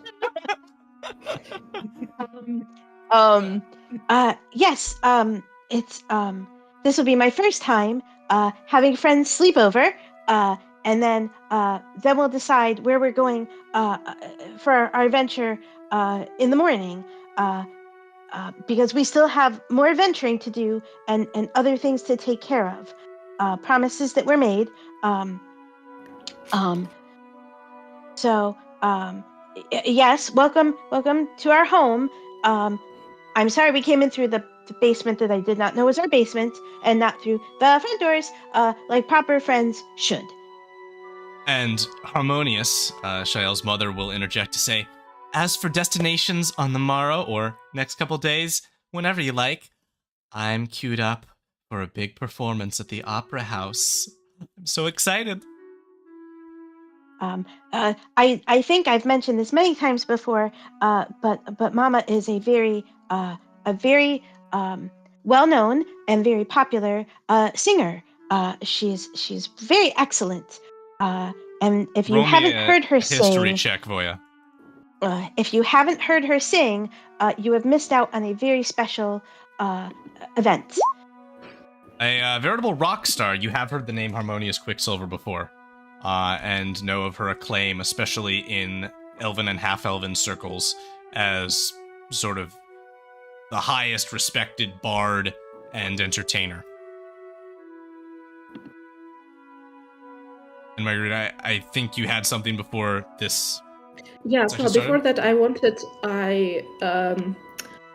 to apologize for killing the loyal employees of this family, and I was wondering if they have a good insurance policy here, and whether families of those people will get compensated, and if not, I would be willing to afford some compensation from my own money, because that is, I see now it was a big misunderstanding, but of course I couldn't let Shael being attacked, but now I feel terrible for doing this. As you say this, immediately, Grandfather Deathbinder begins just...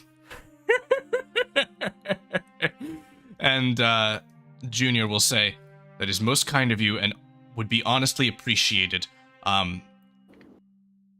What do you believe is a fair payment? I could quote numbers, but I don't know how poor you are. I think I can afford giving 10 gold pieces for each family.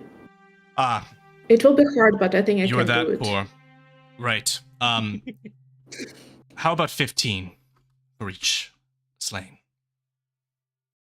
I should help contribute too. No, he says, pointing a finger up to you, Shael. I feel bad also. I did not know that they worked for our family, because I did not know we had employees in the basement that I did not know about. Most of that money is my money. No. Voya, are you going to give off what was for, I believe, 4 enemies killed? He's asking for 15 per. That is too much for me. I'm afraid. As you said, it seems like we're at different levels here. Rose will cover the what is it, 50 gold, 60 gold, whatever it was. Let's be honest, they're going to recycle the bodies. Come on now, it's a freaking necromancer's funeral home. But Rose will very hilariously just play it off as like a materials thing. Just write it off. Like, it's a business expense. And it's like Rose will be like, I mean, I know this is a far cry from the actual number of materials you'll actually need, but I will cover Voya's payment. I don't think I actually killed anyone. I just damaged everyone. Right. So you're gonna give 60 gold pieces to Benevolence Jr. Yeah. Right. And Voya, you're gonna allow Rose to cover your bill? Yes, and I would really appreciate it. Yes. Yeah, we've got your back, kid. And Rose will very much just kind of sort of go, I know the actual materials are much more expensive than this. It's a token gesture. She knows that. And he'll say, thank you very much. Well appreciated. And this does some to repair the void which began between us. He will sock away that money.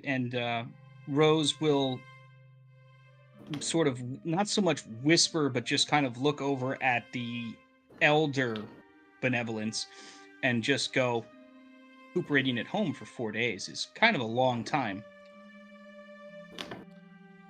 He will ignore your comment completely and look to Voya and point his finger towards you in the exact same way he did when he cast a spell at you and say, "Since you should mention it, we have the best insurance policies. Ask me about it again sometime."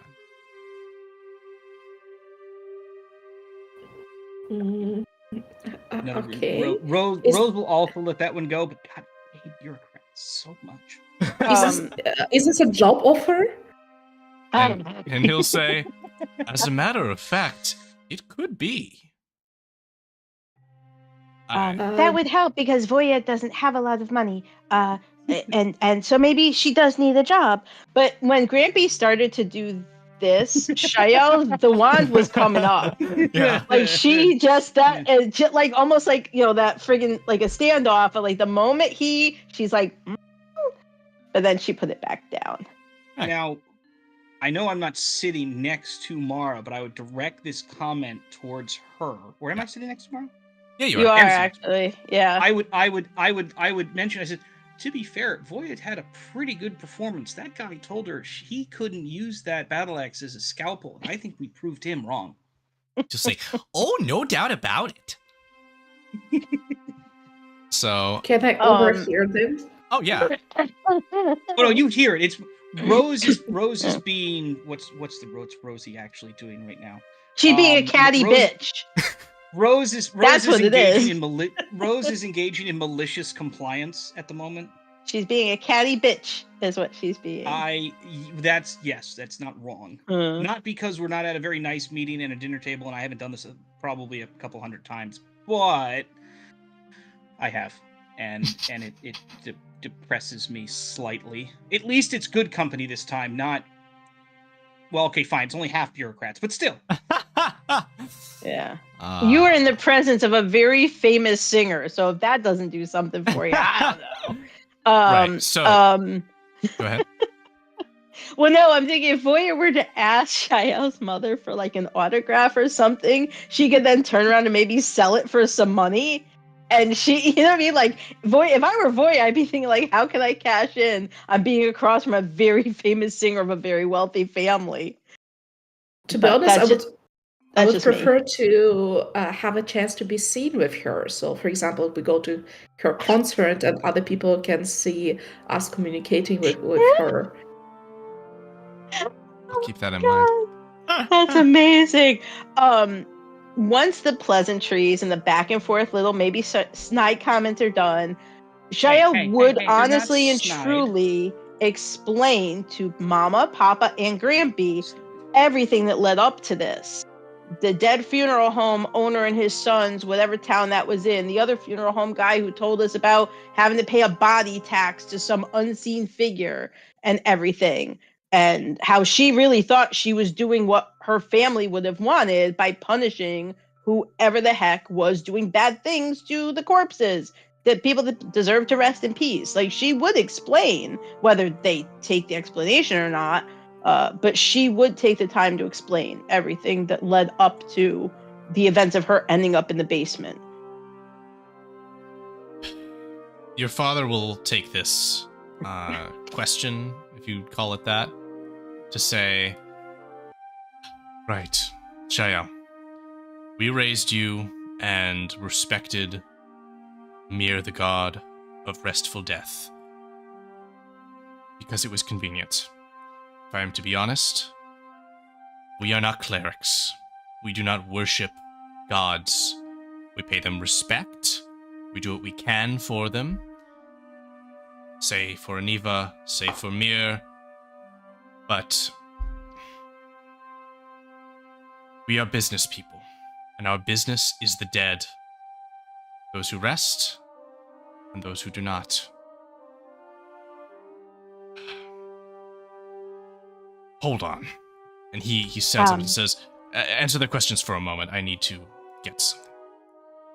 He's gonna jog off towards probably the front of the business. While he's gone, she's gonna look to Grampy. But the dead deserve to rest in peace eternally for all time. Nothing more. That is what the dead deserve.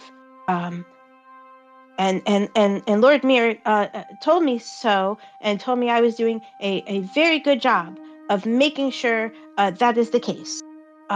So I'm not really sure what more. I'm gonna have him That- roll. This would be he doesn't have to. 9. He's gonna the dead say should just You rest s- in peace always. spoke to Lord Mir. Really? Yes, and I'm sorry, Mama, if that was a shock to you, and you have Rosie to thank, so I'm glad you're meeting her in person.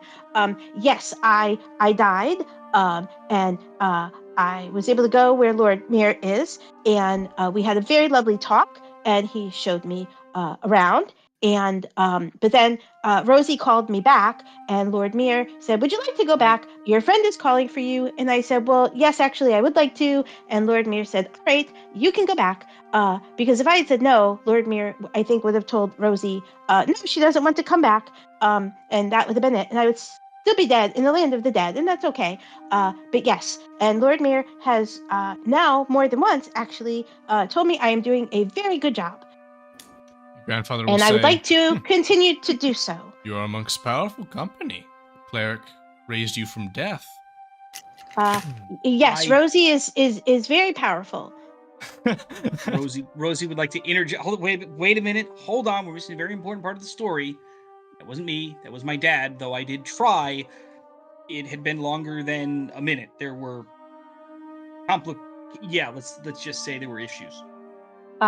Which Rosie resolved, or which Shael resolved on her own mostly. Well, no. When the bell rang and Lord Mir said, "Oh, that must be your friend. That is someone very powerful trying to call you back. Would you like to go back?" And I said, "Oh, that must be Rosie. She must be trying to get me back, and I would feel bad if you told her no." And so Lord Mir said, "All right, then you can go back to your friends." And that is what happened. All right. So, as you finish that sentence, your grandfather's going to lean forward on the table and say, "So, Shael, how did it feel to die?" And your mother's immediately going to interject and say, "Benevolence, Deathbinder Senior. That's not a proper question to be asking a young woman, especially not at the dinner table." And Benevolence Jr.'s going to say, "Dad, cut it for a second. We don't make this worse." And he's going to say, "Make it worse? How could it be worse?" Crossing his arms. And your father Shael has brought 4 pieces of paper, along with a quill and inkwell, which he slides the inkwell to sort of the center of all of you, and then slides each of you these pieces of paper. As you quickly look these over, these are non-disclosure agreements. He actually would only have 3 of them, not one for Shael. These are non-disclosure agreements which detail that you are not to share contents of the conversation happening on an unsigned date mark, which he's quickly grabbing and filling in as quickly as he can. This date, regarding Deathbinder family business, especially as it affects relations with the Virgin Empire. Will you all sign the NDA? Rose is going to very, very carefully read the exact wording. Like, everyone else probably signs very, very quickly, and Mara probably has to nudge me more than once. No one reads these things, dear. I know they don't. I'm the only one who does. I have to issue so many of these, and I'm just sort of sitting there. Documents, and Rose very clearly looks over at Senior, because it's Senior's table. Yeah, Hey, get off the cord, Kit. Get off the cord. Thank you. I will wait for people who I saw with a lot of papers, how concerned they are, and wait until they read and until they sign, and sign afterwards, but I won't really read it myself. Okay.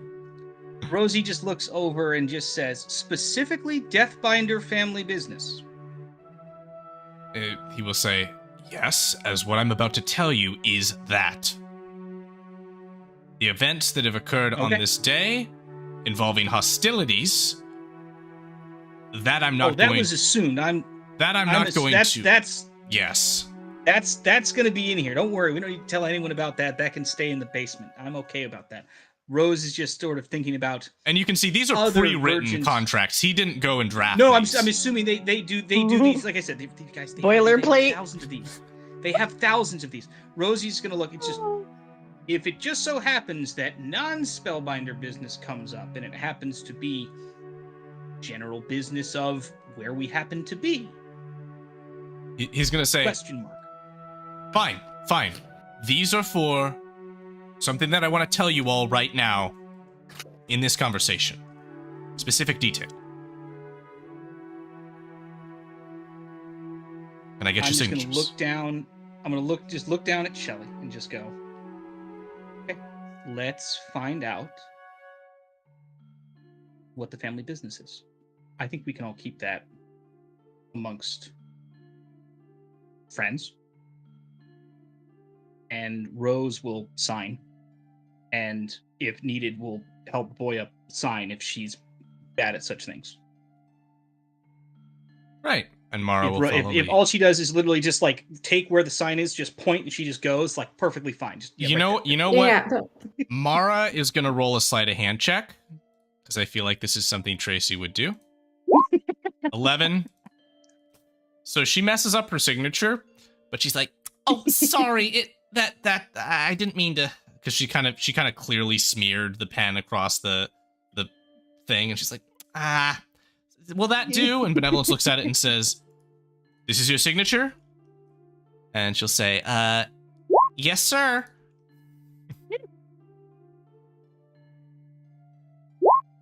He's gonna say, "Ma'am." She's gonna say, "All right, sorry. Can I just write it below this?" And he says, "Yes." And she takes the quill from her left hand and puts it in her right hand and signs. And now it's a clean signature. If Sandy were here, he'd sign it as teller. I'm going to say that now. If Sandy were here, he would have signed it as teller. So Mara fails to pull one over. So all three of you have signed the non-disclosure agreements, and Benevolence Jr. will take them and sort of look them over and then fold them up and stuff them into one of his pockets and say, "Right. Let me tell you." I would like a copy of that, but I'm overly concerned. That can be done by morning. And he's going to make some incantations and pass off one of the papers to the air as a hand floats and takes it. An unseen servant's going to go make copies for you. Rose is still like, as she always is, just like I hate when that happens. It's like I should be used to that by now. So, as we have Benevolence Deathbinder Jr. will share this with you all. He will say, "We are building for the Virgin Empire an army. And recent events, which I can share in just a moment, have shown this to have been a very worthy investment. The Empire has been at relative peace for 3 centuries. There has not been a large-scale conflict that wasn't a naval assistance on a diplomatic level for much of that time. As thus, the Empire has armed forces, but they're not war-weary. They're simply trained, and they're not that numerous. Therefore," he gestures to his father and himself, he says, "we have taken it upon ourselves to create an army of undeath. This will not be well known to those whom it serves, as that would be unpalatable to the general populace, but you have seen enough and understand enough that I will hide not that detail.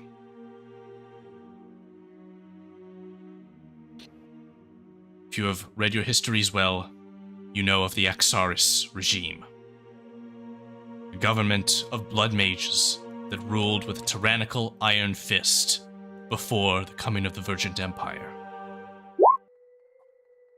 The head of the Paladin Order of Stamos recently encountered a significant resurgence of them. They came from the Badlands, the desert to the north. They destroyed the border wall, which bars Vergent Empire from the Untamed Lands. They have an army of exiled men, criminals from the Vergent Empire, of local clans from the Badlands, and of monsters, all led by a cadre of blood mages, from which the head of the Stamos Paladins escaped with but a sliver of his life. Gervin Hamrock is barely still breathing based on that. And they are coming. They are coming in force for Vergent City. The crystal atop the Emerald Spire will be activated. But there is genuine concern that it won't be able to hold a barrier shield around the city for long. The army that we have can match the invaders, but not well. The army that the Deathbinder family presents can bring victory. Victory without the loss of civilians of the Vergent Empire's lives. So to this conflict, we bring an essential resource. And if you must know, part of the process of creating these soldiers as they must be is the removal of the flesh from bodies. We have needed so many soldiers as we need to, through business arrangements, bring in more bodies from across the Vergent Empire. Questions? You may have them. I will answer some. Aren't they monsters? Aren't they dangerous? The soldiers you're creating. No, they are under our control and our, as we have less of now, employees' command. And to Vergent-trained mages who are willing to invest somewhat in the discipline of necromancy, they can command as well. This is something that is part of the business arrangement. And, His something... mages can take control over them. That's correct. State-ordained mages, not those who have not undergone training through the Mage Tower. Well, but all of these people, these dead people, they all agreed ahead of time, I'm sure, that when they died, they would be okay with their corpses being used for the army to help the city. You would have made sure, and you would have gotten their permission, because that would only be the right thing to do. So I'm sure you and Grampy did everything, what is the adult word? By the book. And he will point a finger at you, Shael, and you can see that twinkle in his eye when he's excited about something. He'll say, "That's the best part. Every Vergent citizen who doesn't need to serve in the Mage Tower for magical lineage like you, Shael, receives drafting papers when they come of age. Those papers don't say that draft service expires when they pass into death. So, these people are being drafted by the Vergent Empire as part of my proposal." Rose is now going to take the first question for her and go, okay, all right, legal loopholes and shenanigans aside, as she's, even by Shelley's standards, I think a little flabbergasted by that logic. So why the secrecy and other things? Why not just put this out into the general public that you are organizing the army?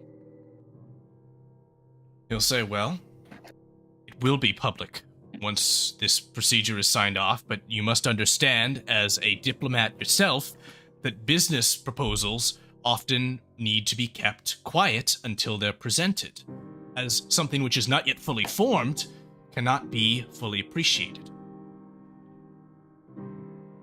There will be detractors that cut things down simply because they are incomplete. And rightfully so. Right. No, I know that part's not the well. Again, we operate very differently. North of you, and north of these guys. Follow up question then. Related to the incursion of the north, you are aware of the Lord Baylor, whatever his name was, in the Valley of Rain? Are you mentioning the Baron who led Yes. the necromantic forces? So you are going That guy, to yeah, him. refer to that is Baron Walden Cadmeyer. That guy, yes. And as you Is say that that in name, Benevolence Jr. rolls his eyes, and Senior gives a, oh, the amateur. And Yeah, amateur, no, he caused a bit of a problem. And Benevolence Jr. is going to say, we know of Baron Cadmeyer. He's been an opponent of our strategy in meetings, and frankly reports that he may have met demise in a foolhardy military engagement. Were music to our ears. And I just Shayao's point- gonna I just point stage over it. whisper to Rosie. Did we have something to do with that? Us specifically, no. People we do know, yes. Oh, okay, but I did not help kill that person. Okay, that is good to know. No. But that. Sue, do you recall I who we're also discussing? I do and I don't. Fair enough. And I don't. This was I know during the name. conclusion and of phase. things- This was Ben's group. No, this was during the conclusion of phase 2, wherein this Okay. individual transformed into a fully skeletal necromancer, raised a massive water elemental which you embattled, Him. and then him. by the that guy. time Him. Shael But got we to his didn't- corpse, we he was didn't- already in pieces. Right. Okay. So we showed up after he was, or like Shael got to him after I forgot he was about already. I forgot about the water elemental part. I forgot that was him. Yeah. Let me take Okay. a moment here. I know that Margarita has things to do, so we are going to take a quick little technical break here to adjust for that. We will continue running for probably another 25 minutes or so with you two, Jake and Sue. Is that kosher? Yeah, that's cool with me. Let me Yes. just start Fabulous. the oven so my dinner All right, will be then. ready by 6. In that case, Margarita, thank you for being with us. We have appreciated Voya's wonderful presence here, and have a Thank you fantastic for rest of having your me. night. Thank you for helping the 15-year-old. I hope Voya gets Bye, that guys. job as a funeral home assistant. Oh, I really hope God. that occurs. she'll get hired as like the muscle, like the bouncer of things. Like I said, it was a very good application. I hope she If gets they're the not job. already dead, Voya Maybe I can will make be sure a, they a are. zombie trainer. Oh God. Right, and Margarita, we Wow. can discuss future character stuff later on over I messages. loved. Let me I loved adjust that, things once you step out here, Margarita. I loved the entrance. So wait, hold on. So Sue didn't know that that was her house when we broke in, Shael has never been in the basement. She was never allowed down but there. you didn't know that it's like the back of your house or whatever it was. No, she's never had need to go through those back alleys, or she never knew that entrance was there. And she also, so when we you rolled would have up, known. she was in a coffin. You like would've- she couldn't see around her. Oh, that's Right. She She was- true. That she was in a part's true. coffin. Yeah, She so couldn't see Shael, her you would have surroundings. known that there was a sort of service entrance to the basement that carts would go in and out of, carrying more heavy-duty loads, but that's not But something she also didn't know what went on in the basement. And she was in a coffin at the time and couldn't see. And Right, it was dark. She didn't know where she was. But Right she's never been in the basement proper. So even when she came out, she didn't know her surroundings. Right. Because No, like that a part I good was sure kid, about, but it was one of those things where I'm like, I know, like, we broke in her house, like, you've never been in the basement. I'm like, how do we not know that this was Shelly's house? Like, this is Yeah. like, it was been described to us. yeah. Well, A it's also you didn't handful see of a times. cemetery or a mausoleum. We were in the back alley of the city Which somewhere. is exactly, that's probably what it was. So I'm thinking like Yeah. it never would have occurred to us as a group. Yeah. Wait a minute, hold on, Well, stop. it occurred to me last week before the session ended.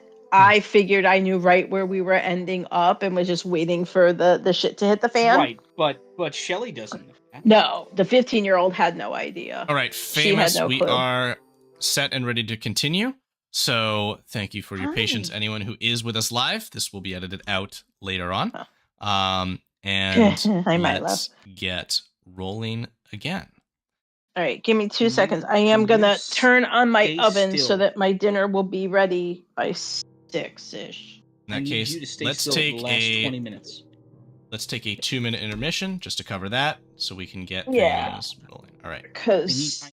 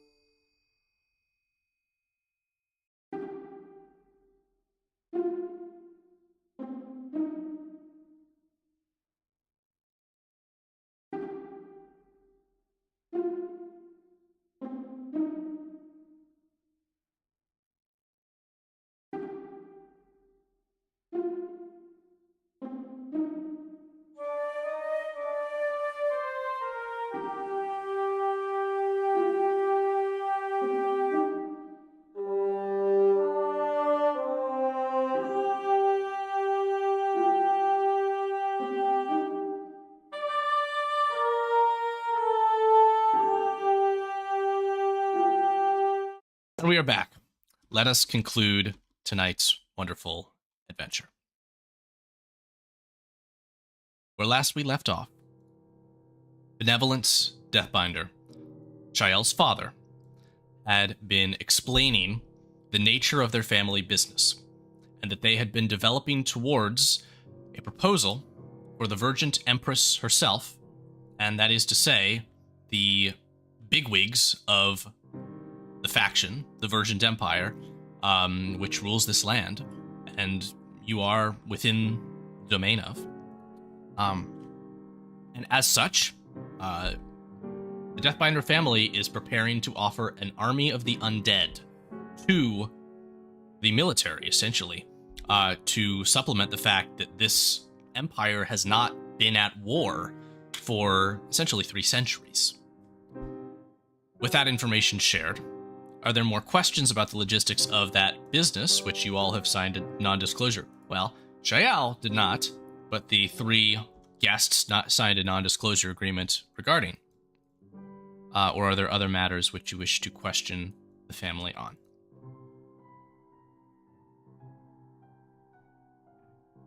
I mean, Shael herself will just make it clear to her family. When I have a quiet moment, I will consult with Lord Mir and ask how he feels about everything. And then, depending on what he says, I think will depend on if I am okay with everything, everything that's been said. Shael, roll me 3 insight checks. Oh, jeez. One for each family member? That's right. Oh, Christ. Hold on. Asking the 15-year-old to roll insight. That's funny. All right, 1, 2, no. She's got a +0. All right, so Come on now. No members of your family seem to have a significant reaction other than your mother, who says, "That sounds great, honey. Do it." And your father, whom you are most focused on, just kind of moves on to say, "Right, and the nature of this business. Does this clarify the seemingly unsanctionable work which occurs beneath?" And I should also have note, myself, my father, and the employees which you slew, who were using magic, you will find are all license holders and officially Virgin sanctioned mages.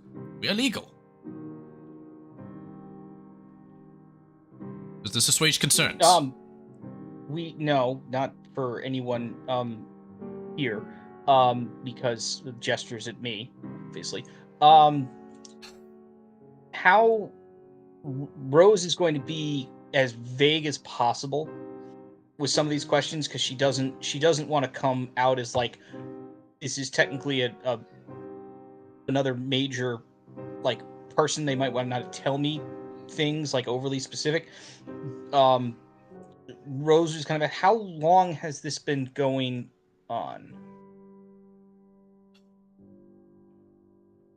Benevolent Jr. will look to his father. His father will say, "What are you looking at me for? It's the family business." No, I meant just the specific of like the raising of the army part, or has that always been the family business? Junior will say, "That's particularly my personal contribution to our legacy. I've been developing it for some time."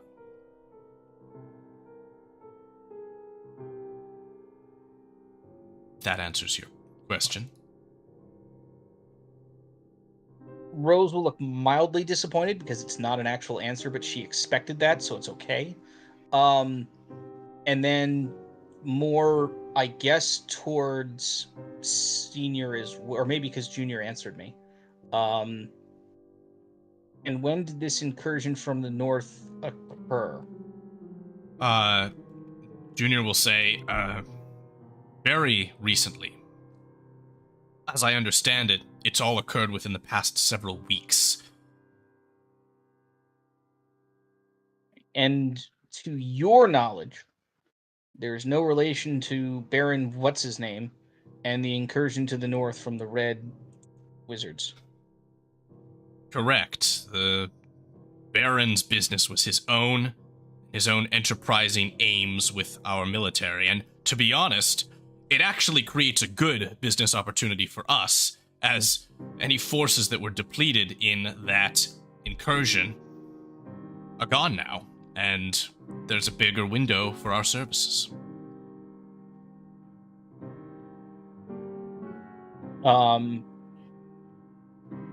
Does Rose have the specific information on, like, the afters of that battle? How many people actually, like, were killed?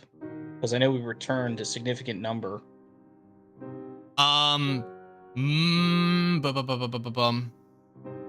Most of the people killed were the soldiers that revealed their true colors as necromantic cultists. Right. Okay. There were a handful, and especially there were a handful before the arrival of yourselves that died in small skirmishes with the clans people. Right. But it honestly, the casualties themselves weren't huge, but narratively, it was a pretty costly endeavor, and also supply-wise. Right. Okay. And I say narratively as in within the world, the narrative of how things are going. Rose is mostly concerned. I don't know how she wants to convey this.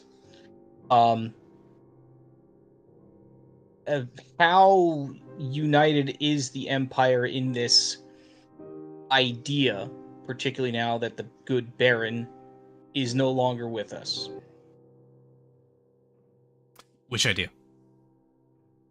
The idea of the actual army. Like the concept of raising this army to fight this incursion. Well, you've signed a non-disclosure agreement for a reason. The common citizens do not know of our proposal. They will be informed. Oh, no, I'm talking about the common citizens. I'm talking about, like, Baron executive level. How much resistance is there to this thing? There is some resistance, but mostly on an aesthetic level. They are bothered, in spite of my honest persuasions, that this will look bad. In truth, our soldiers will look different than soldiers that the Virgin Empire has used before, but they will not be so convincingly of the dead. They could be confused for automatons or golems. Rose doesn't care about the aesthetics. Rose cares about the logistics and the politics behind it. Rose doesn't care how they're doing it. Rose cares about the morals of it. Well, that's exactly why I'm asking these questions. You can deal with that and your family. Rose is more... I don't know, Rose is unconvinced at the moment about the situation, or at least her concerns have not been entirely put to rest, but Rose also doesn't trust a government that notoriously goes after its own people anyway, so... Put to rest. Funeral home. Considering the moral aspects of doing it when they're dead, again, He will say, if I can clarify further, I honestly believe that our proposal is close to being accepted, and I've expressed, as has my father, in meeting, that we find them to be unwise to not accept it immediately, to not immediately begin the retraining of the state-ordained mages in necromancy, to be able to control, to be able to more quickly put this into full practice. And my estimation is, if something goes wrong with the Great Crystal, anything, we should be accepted. Now, that doesn't mean, I should be very clear, that we're going to do anything to sabotage a legitimate defense of the Virgin Empire. We're not. But there have been sincere concerns from General Castgrove that the cracks in it will cause fractures.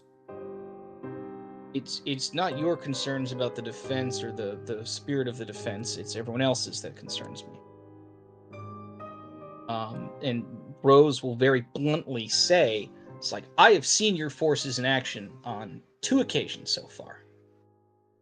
I remain unimpressed of their ability to deal with a large-scale incursion. My forces? You haven't seen my forces in action. your Empire's forces, sir. Oh. Your forces are, at this point, until I see them, if they exist, because Put I it have a this piece of way. paper that says, If They you have don't. encountered, as my father has termed him, the amateur, Baron Cadmire, who may also have had minions amongst the undead, and his own ends with his direction, then you may have seen a run-of-the-mill zombie or risen skeleton. The Deathbinder soldier is far greater than those which you are familiar with. They will withstand the power of a full mage assault, well, at least a single volley of it, and continue to march forward. Rose will ask, more bluntly, I think, than she would prefer, how many of your soldiers would it take to perhaps eliminate an Inquisition force? Say a standard squad, maybe a dozen. You hear Benevolent Senior kind of, well, and Junior's like, no, I want to think about this. This is a good question. This can be marketable even. A good dozen Inquisitors? Sure. We'll say a dozen. And I look over it and I look over at Mara specifically. There were like a dozen of them that one time by the beach, right? More or less. Okay, we'll go with a dozen. Um, In hopes that maybe someone will mention, like, not so subtly, it's like, wait a minute, hold on, you guys fought Inquisitors? Oh yeah, twice. Wasn't also Rosie's not going to mention she wasn't impressed by them. Rosie's just remembering the battle as she saw it. Benevolence Junior's going to think and say, I think Inquisitors are well trained. But I think with equal numbers, if we have a situational advantage, or with double numbers if they do, our troops would prevail.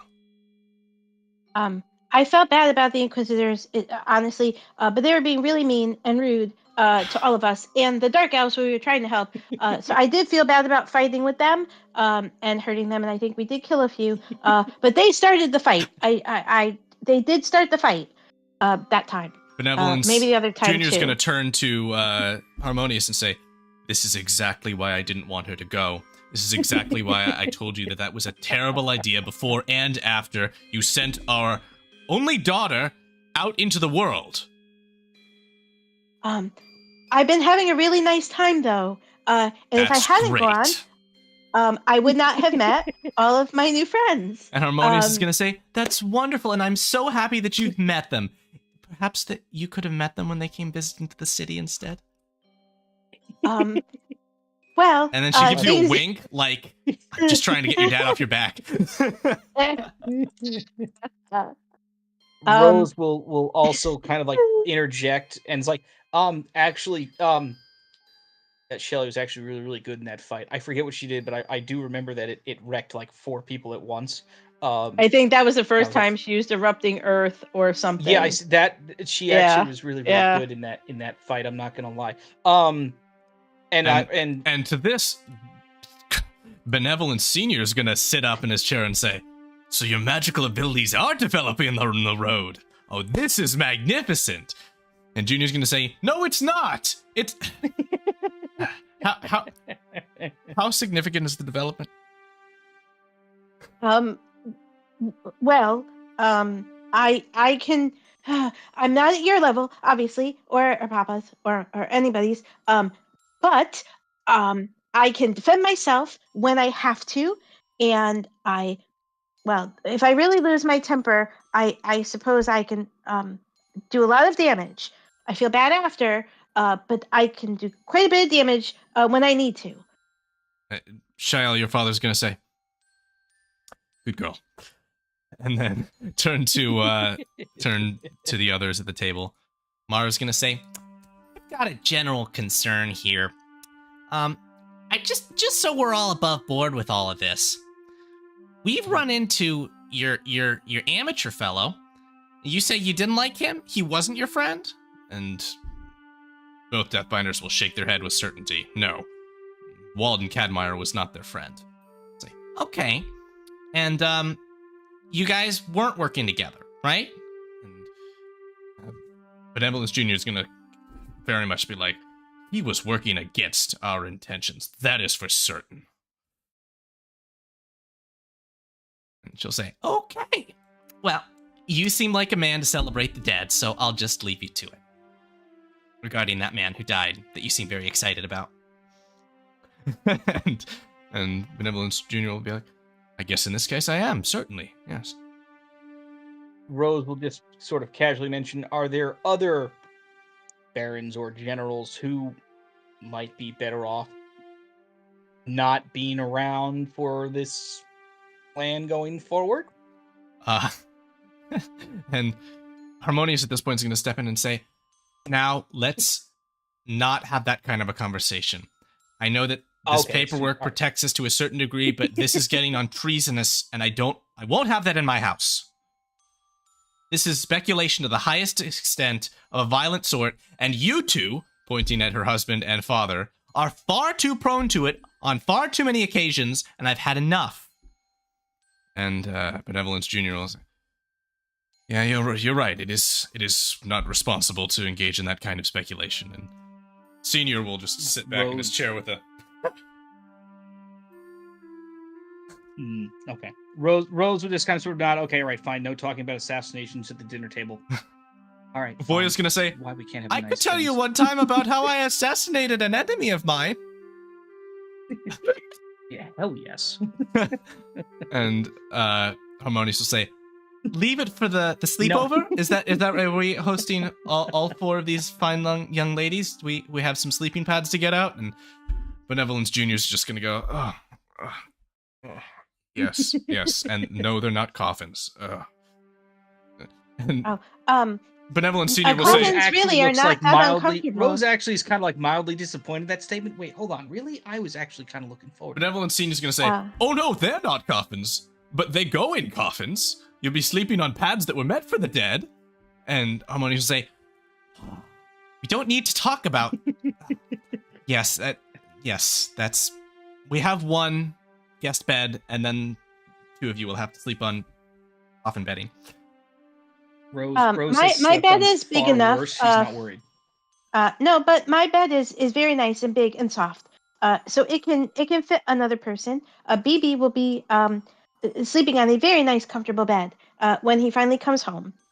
And if I could just defend myself for a moment again, had I known about the basement, at some point, things might not have happened that way. So it's not nice to keep secrets from your daughter or granddaughter. So I just would like to make that clear. And again, I am sorry about hurting and killing employees of the family. But maybe don't keep secrets from your daughter anymore. Shael's your mother, Harmonious, is going to look at you and say, honey, you didn't take it well. We wanted to wait until you were ready. You understand? I never would have been ready for something like that. Right.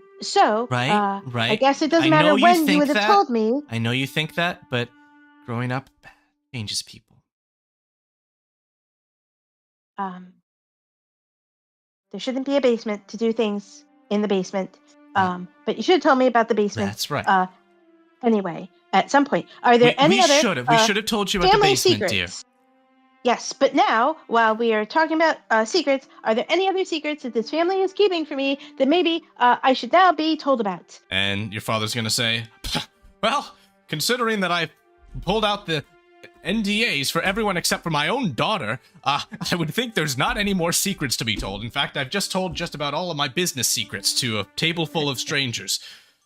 And he is very much grumpy. All right, so that means that you promise that there are no more secrets that you have kept from me, and I now know everything about the family business, which I do not agree with. I would also like to state that. I do not agree with any of this, but you promise that I now know all of the secrets that you have been keeping secret. Your father looks you in the eyes, Shael, and says, there are many things which a parent keeps secret from their child to protect their child. And so family secrets has a very large ceiling on it, right? about the business in our basement. Yes, you know of all what happens there now. I can even show you around there if you would like. No, I do not need to see body parts lying about in the basement, because as I said, I do not agree with that, and I do not need to see it any more than what I saw. And I'm going to, you all aren't going to like this. And he's looking to his father especially, says, I'm going to tell them about the deal you made regarding parts. We cremate a lot of the bloody remains, but there is also an underground organization that has interest in that, and that has been a supplemental source of income. That is why the body parts will sometimes be leaving the house.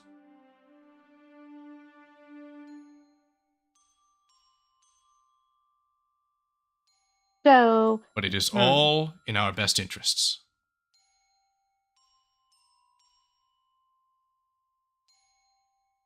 so people are dying. Their bodies are being brought here. They don't know they're coming here at all. And some people's body parts are being then sent to someone else for some other reason. And the people don't know that their body parts are going different places to different people for Shiloh, different you things. never know who's going to need a body part, and while most of the replacements which are given through the hospital legally take care of things, there are others who are less legal in their medical practices that seek to purchase a heart or a liver, right? And to use that to save a dying person's life, as example.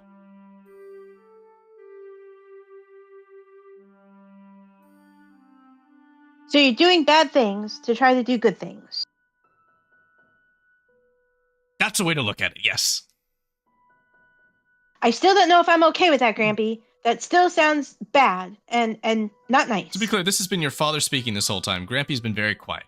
She's looking right at Grampy this time, though. Fair. This time And she's so- looking right at Grampy. And so Grampy's going to say, little one, you have impressed me lately. You're doing very well for yourself.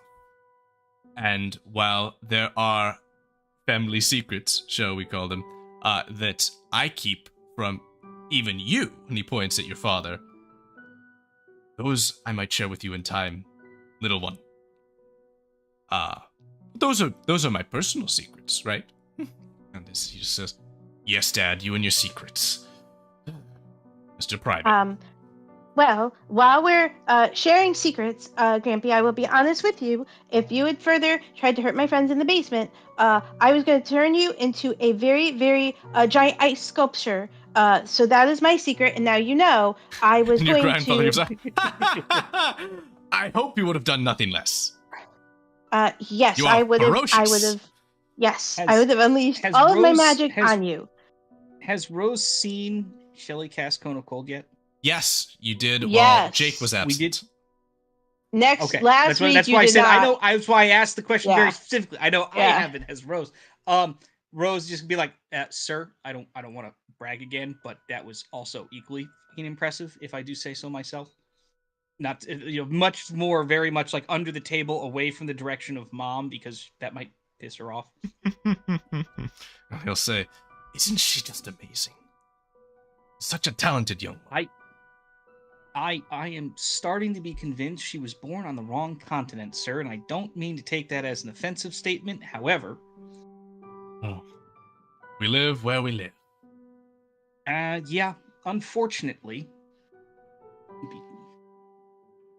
Well, here's a question that nobody has thought to ask. If there is a war, and then when the war is over, and there's no need for you to create an army of innocent dead people who didn't ask to be part of an army, then it stops. That will be the end. Then you won't have to do that anymore, right? That will stop. Your father will say, we can hope for such a peaceful outcome, and yes, when such a time comes as there's a guarantee of another 100 years of peace, absolutely, we would return to how we've always done business, which is mostly just in the funeral business industry. Right. So the bad thing you're doing maybe is it should only be temporary. And then everything will go back to normal, and you won't be doing bad things anymore. And he nods his head. That's a promise. And he does a double take.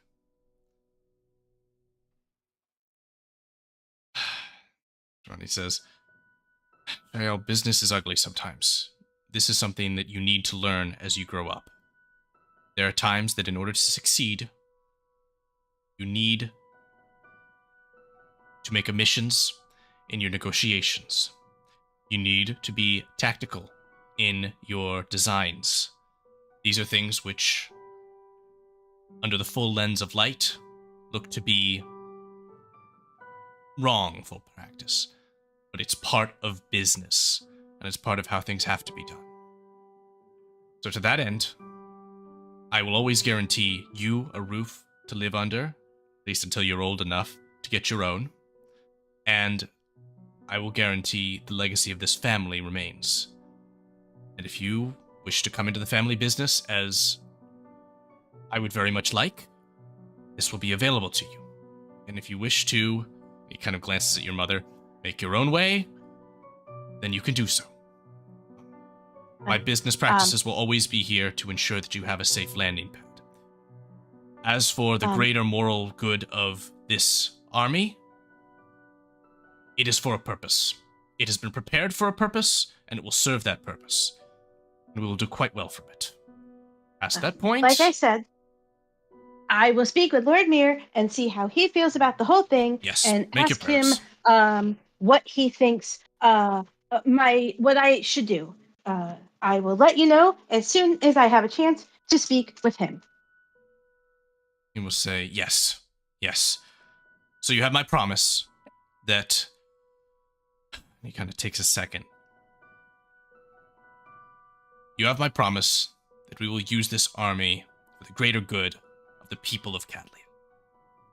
Is that good for you, child? Shael's gonna look right at Rosie and Mara and say, and like whisper to them, is this a time when an adult asks another adult to put it in writing? Is this a proper time? Rose, like this, Rose will literally like look at you and be like, "That's a very loaded question, ma'am, and I'm already under paperwork that says this conversation never took place." But I'm also, and I look at Mara, I'm like, "I'm also very biased, so I'm going to leave this one with you." Benevolence Jr. makes some gestures to an unseen servant, and after not too long that is, a small piece of paper is returned to him, as well as the inkwell, which he'll use, and he writes a personal note to his daughter that says, "I promise that our magnificent force," is how he words it to try not to put in writing Zombie plans. army. Right. "Our magnificent force shall exist only to service our empire and our people. And I will conduct that service in as moral a way as is possible." Does Rose I promise, see this signed. note at any point? You see it over the table, but he's definitely a little bit private about it. Because this is private business with his child, and then he passes it to you. Rose would just mention, and I would say, defending the people is a noble cause. Defending the empire just leaves it at that. I'm putting in my inventory promise letter from Papa about the zombie army. This is going in the inventory. Yeah, put it in. Promise letter from Papa about. So now she's gonna really press her luck. She's gonna look at Grampy. She's gonna look right at Grampy and shove the paper towards him along with the pen and the quill and ink or whatever. I think it's only fair, Grampy. You sign this also. Papa shouldn't be the only one making this promise. I would do no less than that. Here, pass it here. He will read it over quickly and say, yes, and he signs it. Okay. Pass. As Rose now has very full view of that letter, Rose will absolutely say that I wish that part about the Empire wasn't there. and just again, mostly in the general direction of Grandpa, just trying to poke the bear a little bit, because it's what I do. And Grampy will now say... Grampy will say in perhaps a moment of, shall I say, cavalier judgment, say, "Ha! The Virgin Empire could rot for all I care. We serve the people of Cadlia!" I was hoping he would say that. Does mom or dad have a significant reaction to that at all? They both give the side eye of like, not again. Yeah. Really? So this meeting has gone very well as far as Rose is concerned. Everyone's still alive. I don't need to murder anyone else. And I learned the spellbinders are good guys. Well, the 15-year-old is. Did Rose and Shadow have a conversation? Rose, let me explain. There's the Virgin Empire who sucks, and your family's ahead of them. Believe me, you guys are the good guys. That's the summation of that conversation we'll have later. It's hard for the 15-year-old to think that when they're defiling corpses in the basement. I and understand. She's promised to her god to protect the dead. Believe me, being a cleric sucks. Morality sucks. Being a politician also sucks. Well, listen, Shaile's got her own moral code, so it doesn't even matter. She's got her own moral code. Grampy being above the bad guys is perfectly fine by me. I'm also assuming mom and dad, to a certain extent, are also above the bad guys, but I knew this already. I'm just glad I heard it. All right. So, Benevolence Jr. is going to rise from the table and say, "I am sorry to cut this short, but I do unfortunately have some documents to finish writing for presentation at another war meeting. I chagrin to say that that's what it is, but it is tomorrow, so I will need to get to that. And your mother needs," he says to you, Shael, "your mother needs to get her rest her voice for tomorrow." And she says, "The rehearsal." That's right. Yes, of course. I understand. And she'll actually get up and go over and hug her father. Thank you, Papa, and for your promise, and you will keep your promise. I know you will. And thank you for letting my friends stay over. For the first time ever, I get to have friends stay over. Because I actually made friends to stay over. He sighs at that. And then I don't know where we're going on our next adventure, but I promise this time I will say goodbye before I go and not sneak away. Even though everybody was okay with it, I'll actually say when I'm leaving. Your father's gonna say, "My word is my bond, and you have my word." And that writing and right between us. As for the sleepover, looks to your mother, it's just, the circumstances have allowed for it. Don't expect this to be a regular thing. Now go, the servants will take care of getting their beds. Go get you all selves comfortable and ready. If you want to sit by the fireplace and read some of the books from the library, do whatever you need to. But, actually, yes, Grampy, if that's okay with you, Rosie might really like to see your library. I think Rosie likes books. Grampy will say, "Oh, you can look at the library." You don't need any help downstairs with just gestures at things. Shakes his head. Okay, I offered.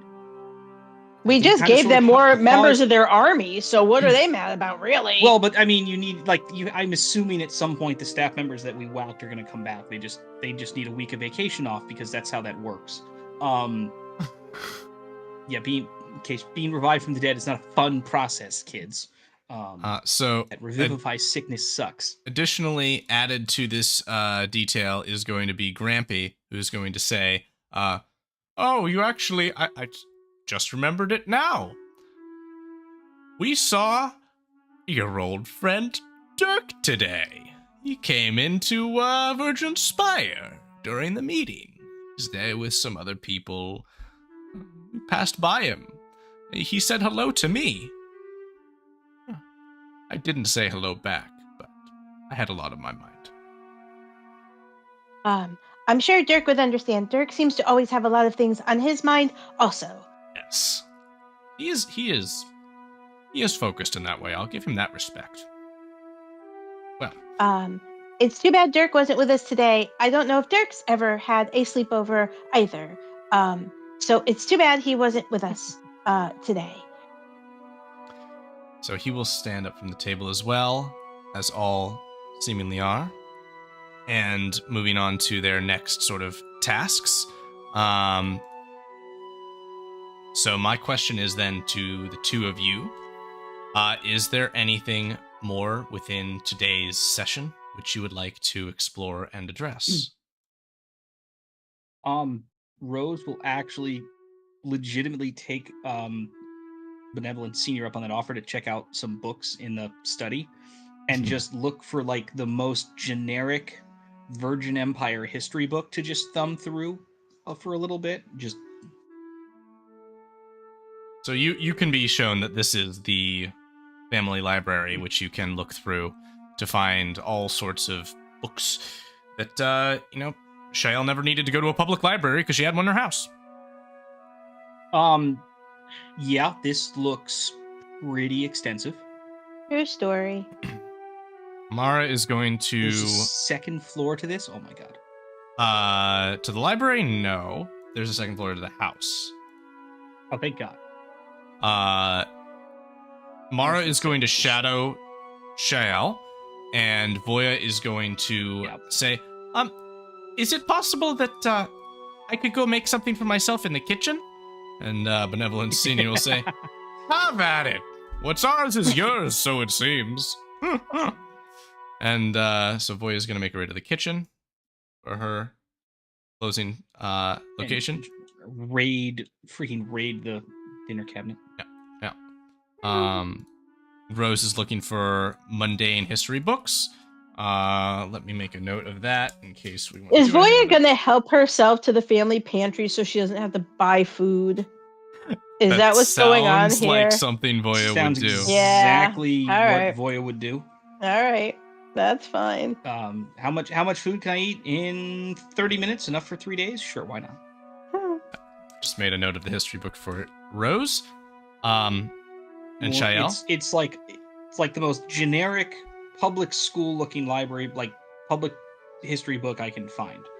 Because Is if I Mara... can find one that's if I can find one that's unsanitized, that'd be great. But I'll take the sanitized public school version. Just Perfect.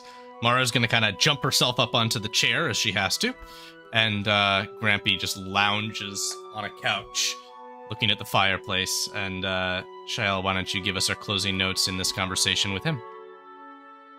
She is going to take out her spell book, her journal, and hand it to him and show him, like basically have him almost like check her homework kind of thing, like have him look over the spells she's got in there, and she'll even point to the page where she transcribed her cone of cold, and just say, so this is this. If I had done so, I was going to blast you full in the face with this spell. Yes, let's see. Let's see. Here, come sit next to me. Yes, I would like Just you to like when see, I read you stories when you were little.